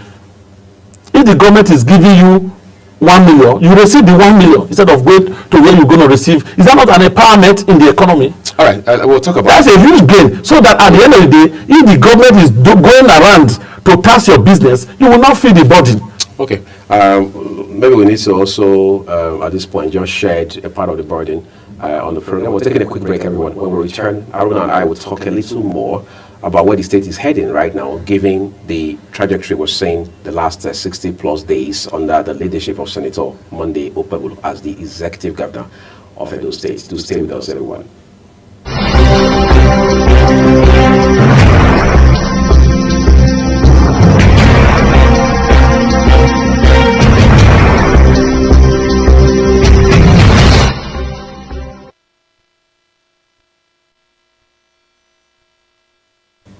Right from the days of former Governor Lucky Benedio in Edo State, of course, who was in office between 1999 and 2007, it is almost impossible to recall at any point where one governor after the other did not complain about the borrowing spree, as they call it, of the previous governor.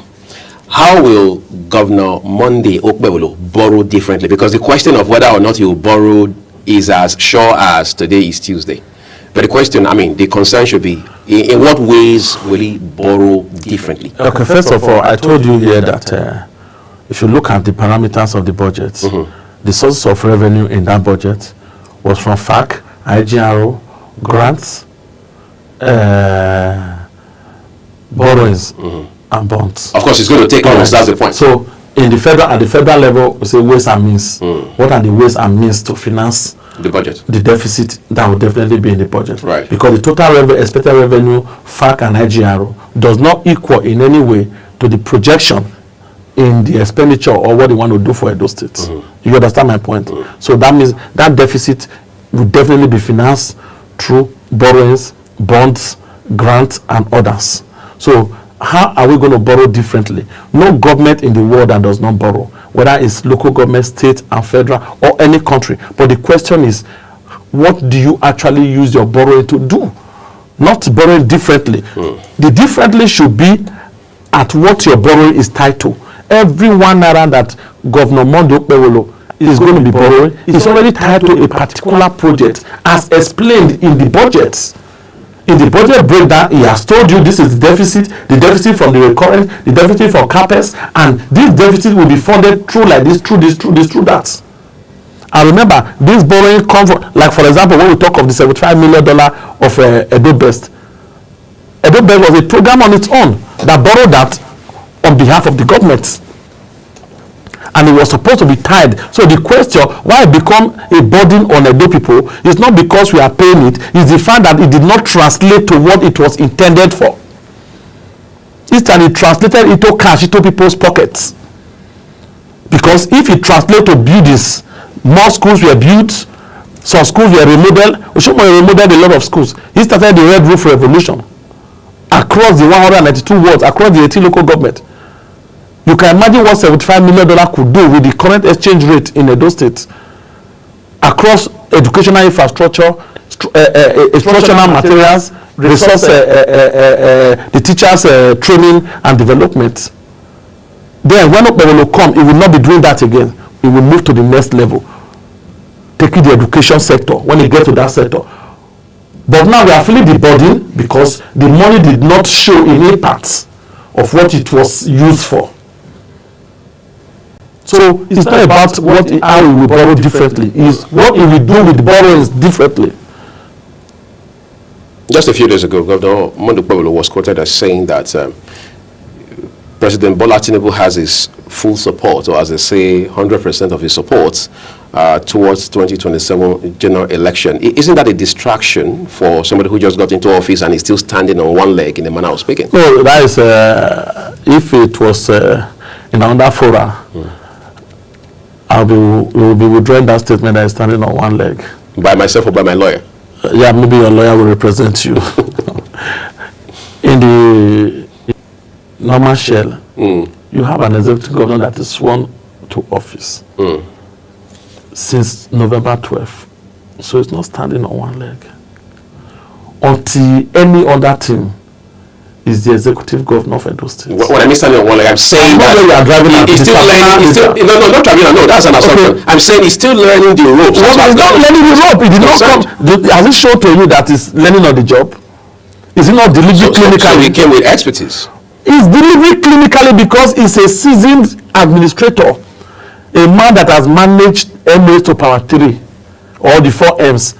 He has managed men, he has managed material, he has run companies that operate machines, ICT, and he has managed money so prudently and efficiently well that there is no business he has entered or he has done in his life that is in comatose today. Unlike those that were already financially bankrupt before they came into Oshomo revived them with government appointments. So let's not go there. He's not learning in the rope of leadership. Do you know what it takes to be the chairman Senate Committee on Public Procurement? We have more than 400 NDAs and federal parastatals in Nigeria. Only federal government alone. And one man was overseeing the activities when it comes to oversight function of this agency as far as procurement is concerned. And you think that man will fail in procurement in Edo State? Edo State is just a microcosm of the larger 36 states and several local governments in Nigeria. He's not learning on the rope. And go by what he said concerning Tinubu, the Commander-in-Chief of the Armed Forces of the Federal Republic of Nigeria. We are in 2025.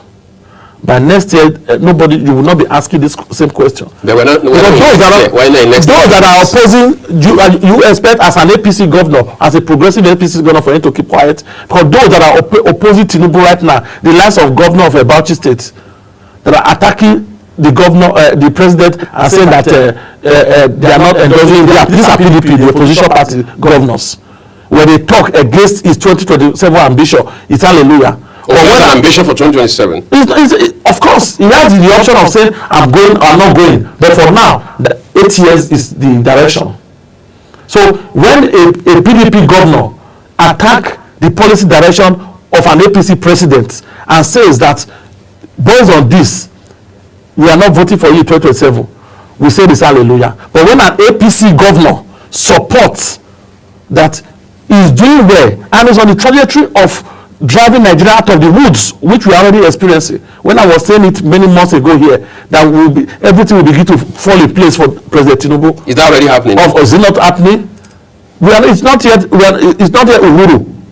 But we cannot shout Eureka now that we have gotten it right. But we are on the roadmap. And we are following the roadmap systematically. And we are focused on it.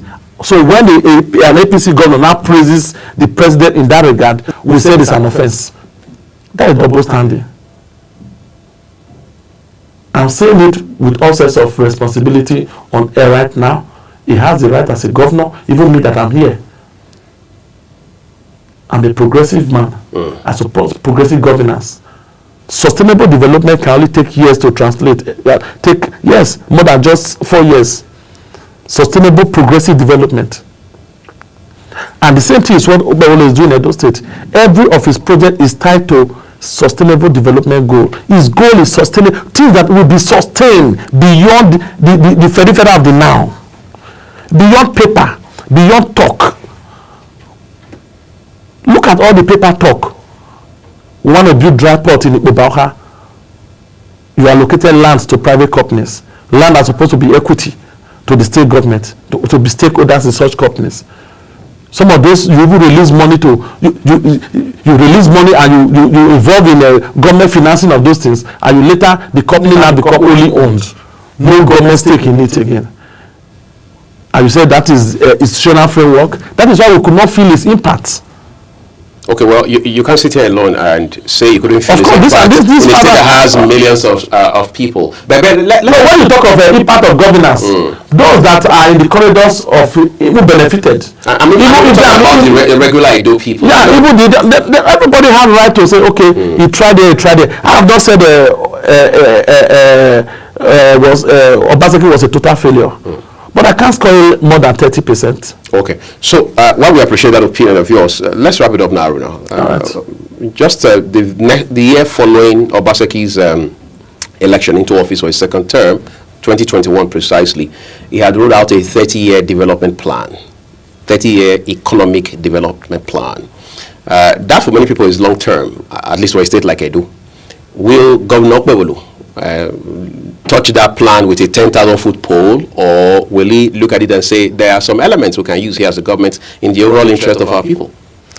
You know, most of these politicians, they just maybe because we have a poor strengthening of social contracts in Nigeria, they take people for rights. Nobody's the development plan is part of the larger vision of governance, whether country-wise or state-wise, even local government-wise. You understand? But the question is, don't embark on policy somersault.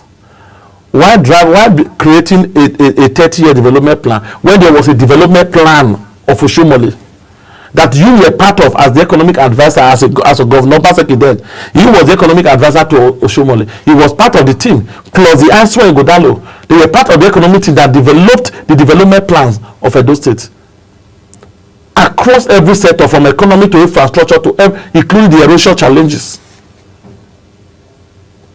The water storm project and everything, they were all part of the, okay, if we do this water at this stage, the water storm project will be like this. In the next, the next government will take it, so that by today we will not be talking of erosion crisis in Edo State. But because of political, you don't want political whatever, You change it and you are starting again. That means the 8 years effort of the previous administration, you just throw it to the dustbin. You created your own template. Meanwhile, you were part of those that created the other one. Openawolo is not talking, it's not against whatever development plan. The first thing as a governor is for him to look into whatever plan you had set in place. Openawolo had what is, we are talking of Edo Economic Empowerment and Development Strategy. It's not a development plan per se. At the local government level, we'll be having local government economic empowerment and development strategies. There will be, the economy need to be empowered. And there are strategies that will be put in place to empower the economy so that it will translate to development. And all this will now marry together. If they are in tandem, whatever is in tandem with whatever development plans that is placed, will be worked on. We are not throwing out everything, but I'm just trying to tell you how they take us back. If you had managed the 8 years of Oshomole for 30 years, you will have 22 years. When you remove the 8 years of Obaseki for the same 30 years plan at the top, so if you remove his own 8 years from it, we would have been talking about 14 years. Exactly. By now, that in the next 14 years, we should be here. But you cancel the entire development plan of Oshomole, you created another 30 years. And the funny part, you did all this with insincerity. Because if they had translated, you will talk of sustaining, because succession plan matters. A governor that wants a good succession plan will not embark on the political fight, acrimonies, and non-performance that eroded the 8 years of Obaseki. When I mean non-performance, less than 30%. Okay, that was again by your own. No, I just told you now. If a governor talk of development plan of a state and we are budgeting 7 billion in the budget for agriculture, compared to a governor that is now budgeting 73 billion, do the comparative analysis. At a point, Edo State was the second lowest in budget provision for education in the whole Nigeria, second to Zamfara State. All right. You talk of development plan, you ease of doing business. Edo State are more 36, FCT 37. Federal Capital Militants, out of the 37 states, Edo State was the last. Edo State was 38. We were even more. We were worse. Yet you created a book in your budget, you created, what did you call it? Yes, a name you call it, that does not, that never had a ministry.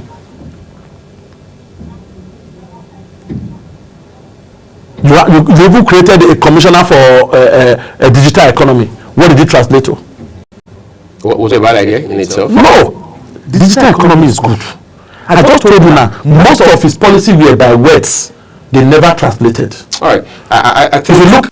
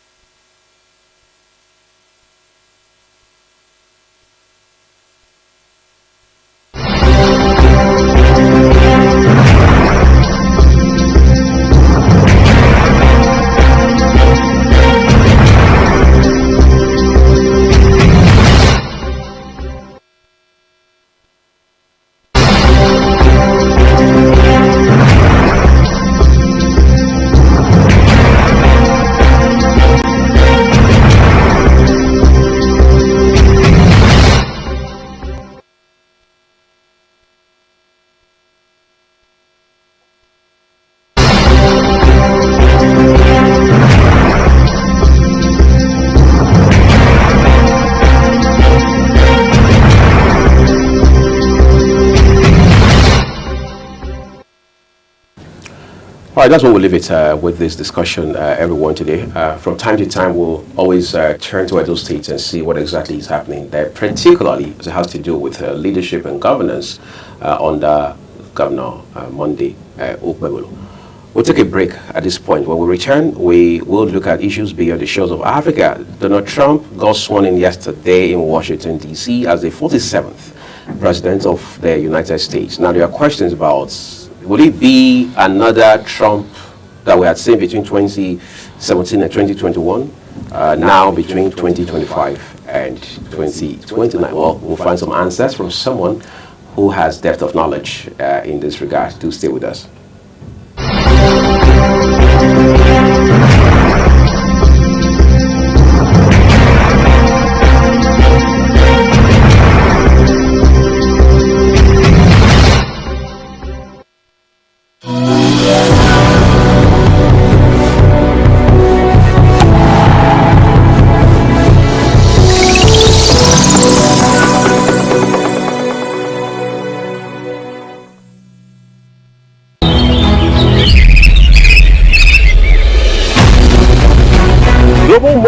your top morning show here on Global Television.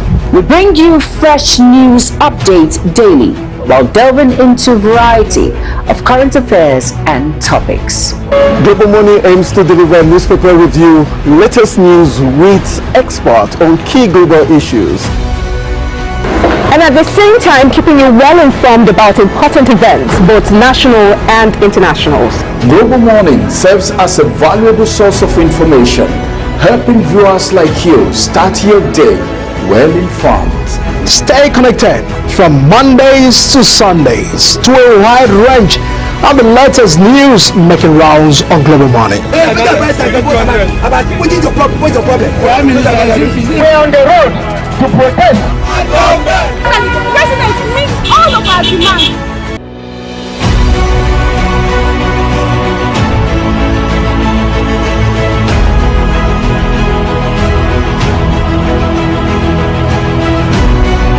This is Global Morning.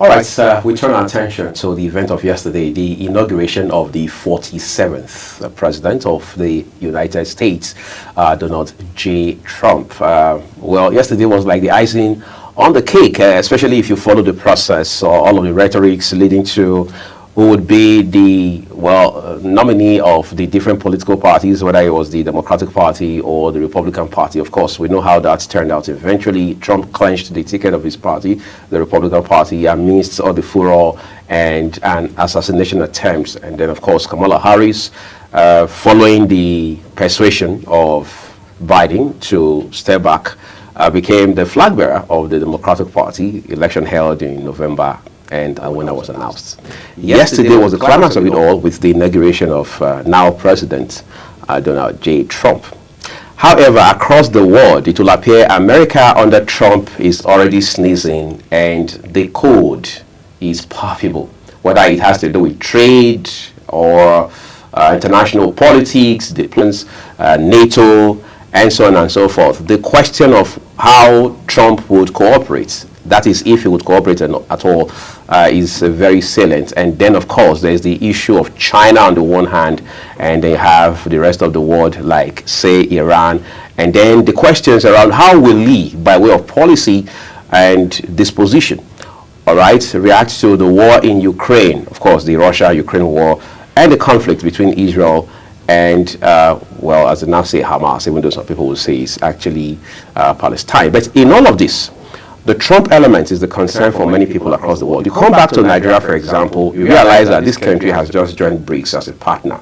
What does that mean for Nigeria under Trump leadership in the U.S., which, of course, is the police of the world? These are part of the several questions that are crying for answers at this point. I'm joined by someone who has a handle on these developments, especially as it has to do with the dynamics around the U.S. Election system and how it plays into electing the president and ultimately how that president carries themselves, whether it's the Democratic side of it or the Republicans. So in all, Trump is the centrality of our conversation this morning. I'm joined by a lawyer and a public affairs analyst, Robinson Roberts. First of all, I'll say Happy New Year, even though this is the 21st day of another year. Happy New Year. Yeah, great to be here. Yeah, the pleasure is all ours. So you and I were last here talking about Trump and issues around his chances at the White House. But of course, as we now know, events have overtaken all of that, right? When you look at the events of yesterday, for instance, what are the highlights, not just about the razzmatazz or the glitz and glamour, as they call it, but the Trump rhetorics, as it has to do with the interaction, so to speak, between the United States under his leadership and the rest of the world? I think yesterday was a great day for the United States of America, and some people will say for the world as well. They now have the 47th president of the United States of America, and I think even during the inauguration, all the living presidents of the U.S. Were present. You had George Washington Bush, you had Barack Obama, and of course Joe Biden and his vice Kamala Harris. You know, and it was more like a fanfare, but notwithstanding the fanfare, Trump has gotten to work immediately. He didn't wait for anything. Just yesterday, just after his swearing in, he already issued out a record-breaking number of executive orders that has taken effect already, including withdrawing the United States of America from the World Health Organization. He did that, signed that executive order yesterday. So he's given a clear statement to both America and the rest of the world that it's no longer business as usual. There's a new sheriff in town, and of course the impact is going to be felt from the very first day. He also pardoned, I think, about 1,500. 1,500. From January 6th insurrection. You call it. That's controversial. It's highly controversial, actually. Yeah, but of course, the protests that took place in January. So it's about semantics, really. Yes, I think it's more of protest. If you say insurrection is an act to take over government. Were they with guns? They were not with guns, so they didn't go there to shoot anybody or to kill anybody. They just went there to protest. So you cannot really call it an insurrection. What does insurrection mean? So that level of violence does not amount to insurrection or something close to it? Insurrection is an act to take over government. So that was not the intention of that? That wasn't the intention. They didn't intend to take over the government. They were just there to protest, to make their voice heard, that they felt that there were irregularities in the election, and that they needed it to be looked into, that they shouldn't rush and certify the results of the 2020 election. So, of course, if the Democrats, they call it an insurrection, but if you want to look at it from outside, and then what is the meaning of insurrection and what they did, nobody went there with guns to shoot anybody. They didn't kill anybody. They didn't, like, none of the security officials were killed or harmed by those, in quotes, insurrectionists. Meanwhile, one of the protesters were killed, and she wasn't without, like, she wasn't attacking anybody. She wasn't fighting anybody. She was unarmed. Yeah, she was unarmed. Yeah, even if she was a veteran. Yeah, but she was unarmed, so you can't really call it an insurrection. Some people call it that, it's fine, but if you look at the meaning of insurrection and what they were actually doing there, it's more like protest. I think the right way to describe it would be January 6th protesters. So Trump already issued blanket pardon for about 1,500 of them, and I think 6 people were given commutal of their sentences, like Stewart Rhodes, who is the leader of the Oath Keepers. He's already served about 3 years, so he just committed it to the term that has already been served.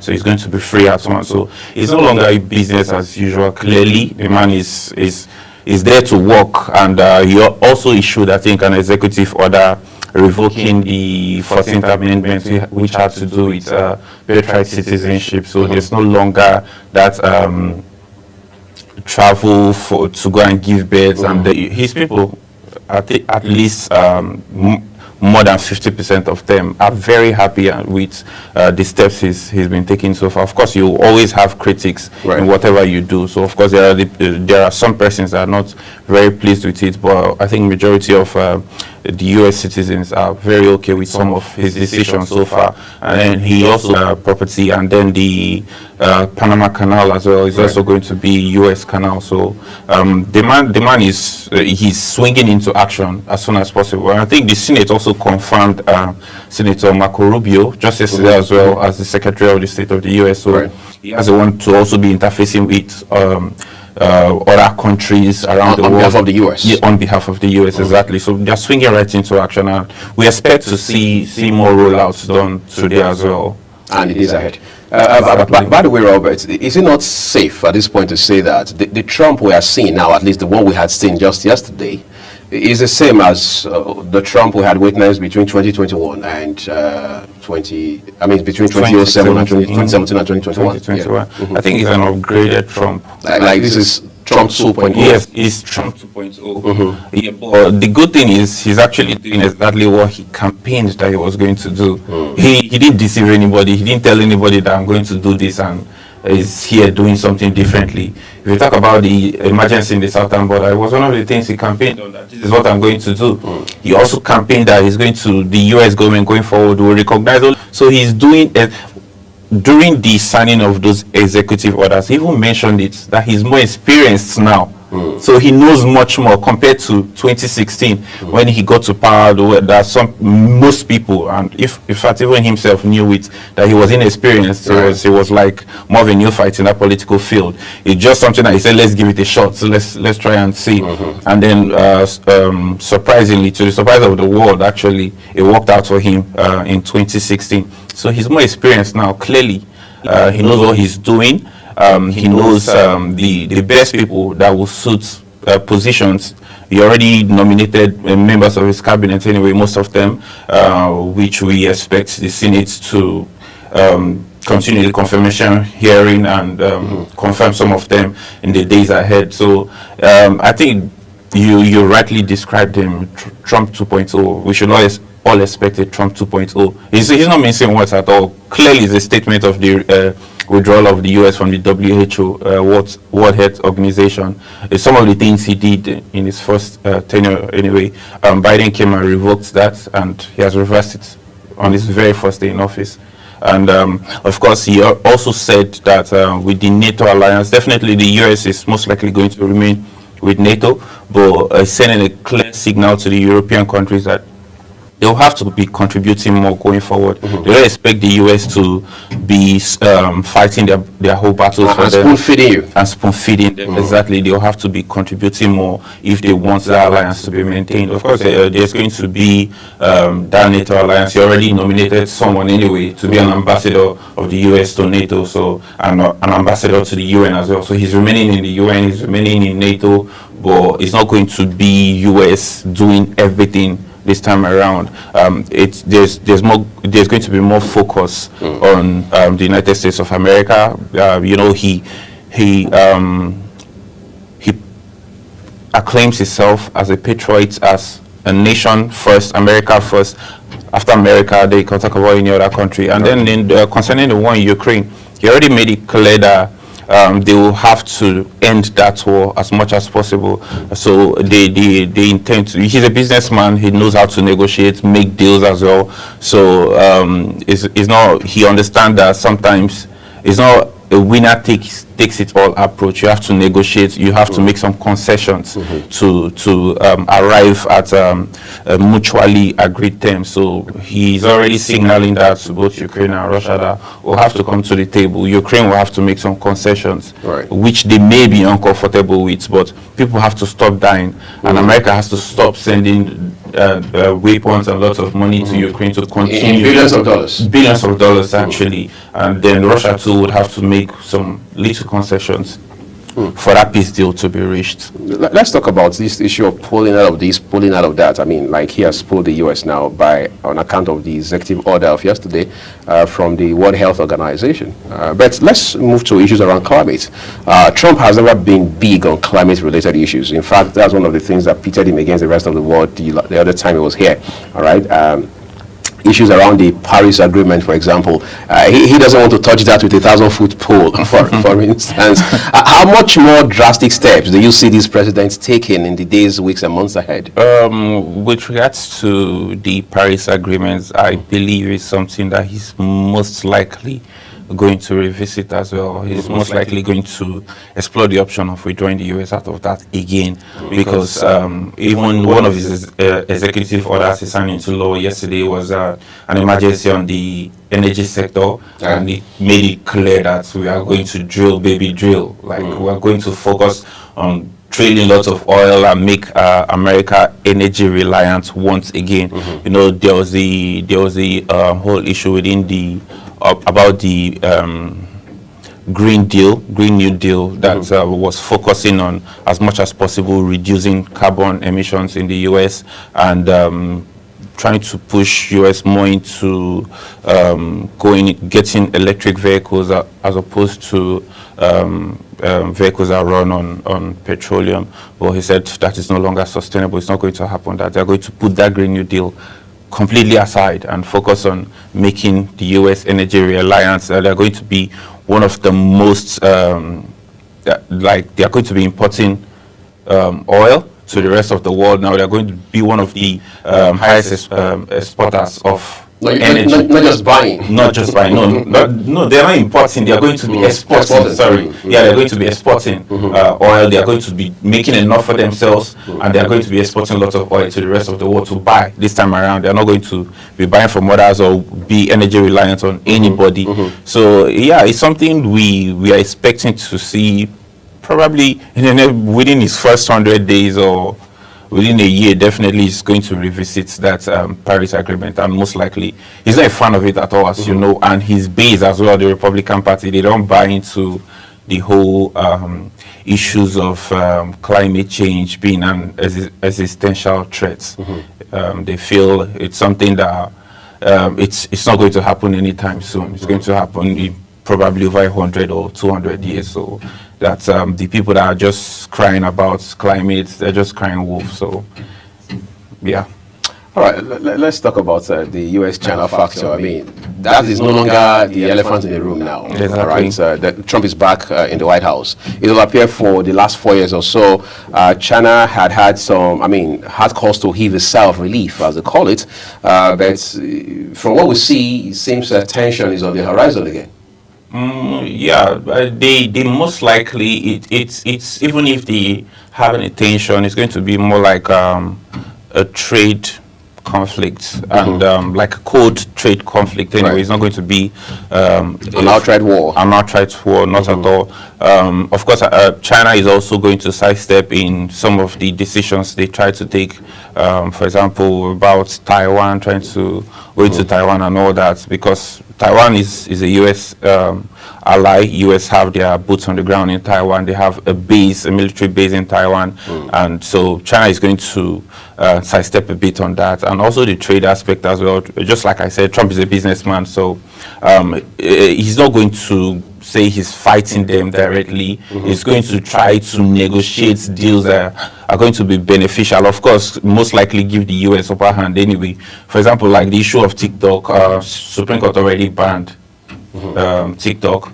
But Trump came in, he also issued an executive order concerning that as well, that as much as possible he gave a 90 days extension to TikTok, and then he said he wants to negotiate a deal with the owners of TikTok, that's the Chinese company, where a situation where they would sell most likely a higher percentage of shares in the entity to the U.S. interest. To the U.S. interest. So it's going to be more like a more U.S.-owned company than a Chinese Communist Party, in quotes, owned entity.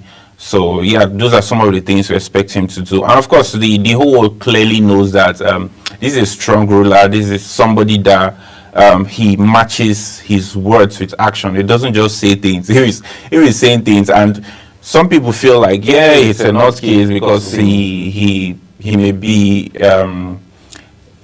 irrational in some of the decisions he takes. Like, he just swings and says, I'm going to do this thing, and he's doing it. For example, the whole issue of Panama Canal, personally I thought he was joking. I thought it was just a joke. I didn't know it was completely serious, which means the talk about owning Greenland as well. Right. It's something that is most likely going to be explored, because he said he's going to make them a deal. He's going to talk to Denmark and see how that will be achieved, but he intends to get Greenland for the United States of America. So he's not somebody that jokes around. It's somebody that says things and tries to do them as well. So the whole world knows that. Russia knows that.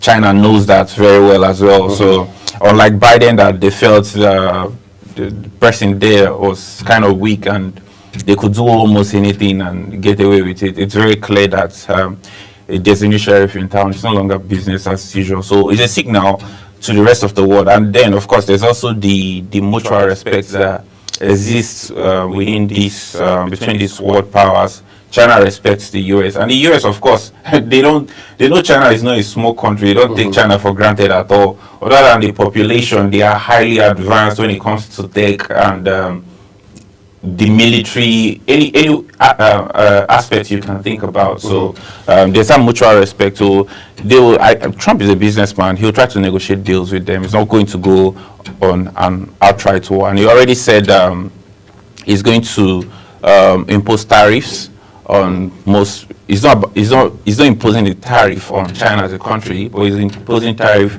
on the companies that try to operate in the US. Right. Yeah, that bring their business in US, makes their money in the business. Those are the entities he's going to be imposing tariffs on.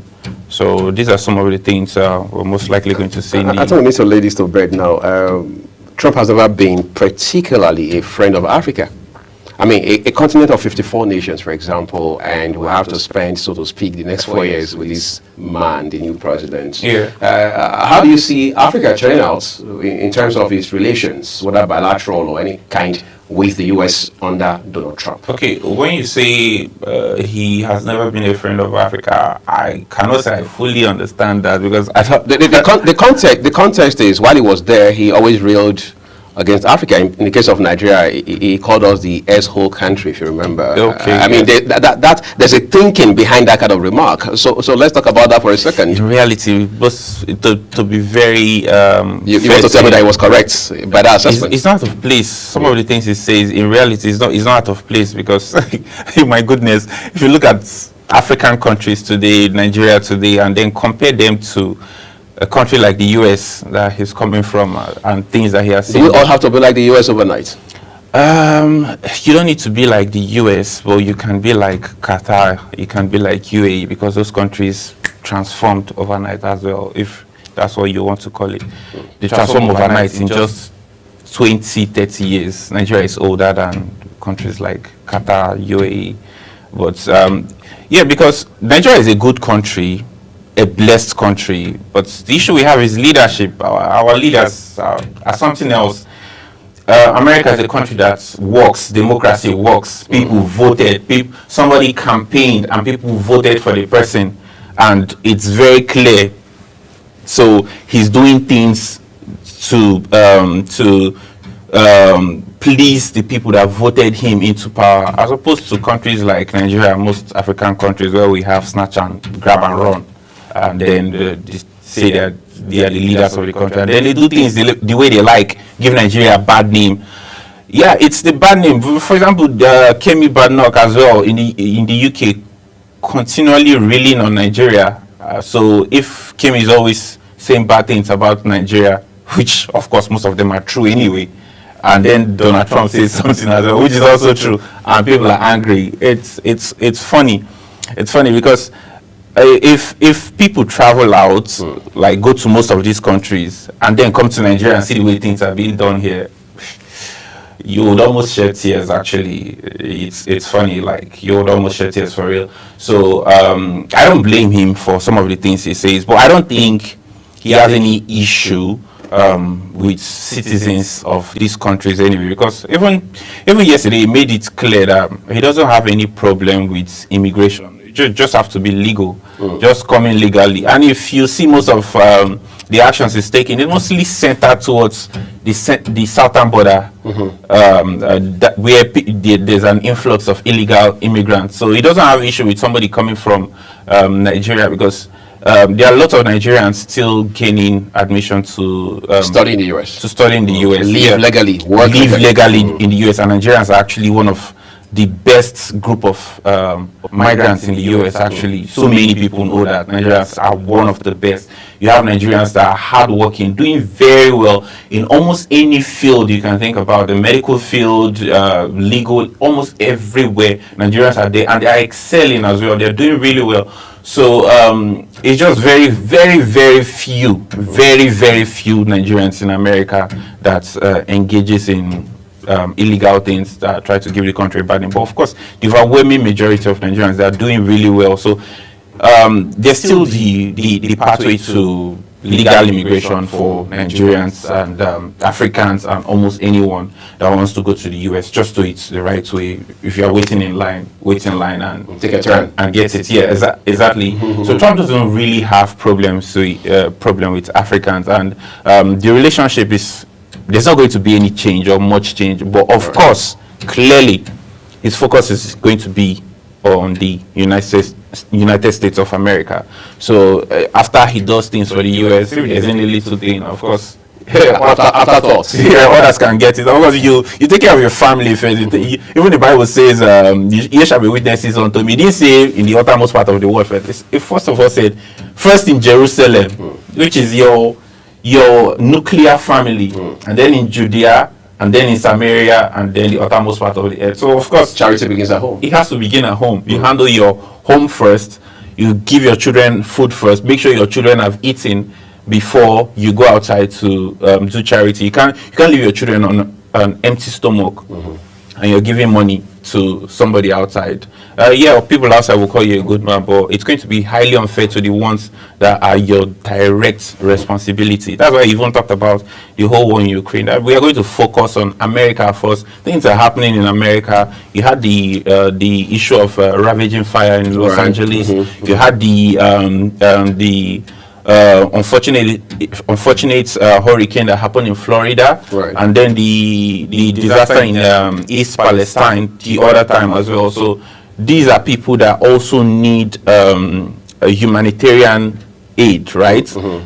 So of course you have to focus on them first, take care of them, take care of the citizens. You have a lot of homeless people in the US, people that don't know won't know it. Or you go to St. Louis, Missouri, you go to Chicago, Illinois, you see lots of people, even white people, homeless, living outside. So of course you try as much as possible to help the ones you can help within first, and then if strengthen the social safety nets back at home before you stretch to Ukraine and Gaza and the rest of the world. I would like to say a big thank you to you, Robert, for coming to share with us. It's always my pleasure. This morning I've been talking with Robinson Roberts, where he's a lawyer and public affairs analyst. We'll be talking about Donald Trump and what happens going forward now that he has been inaugurated the 47th president of the United States.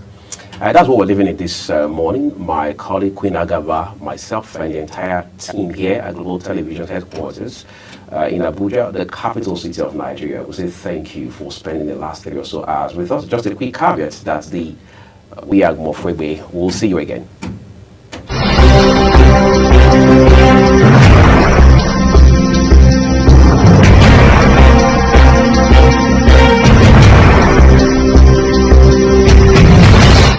Welcome to Global Morning.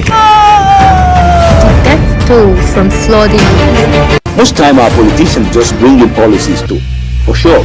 If you don't say we have several more stories. The legislature was clear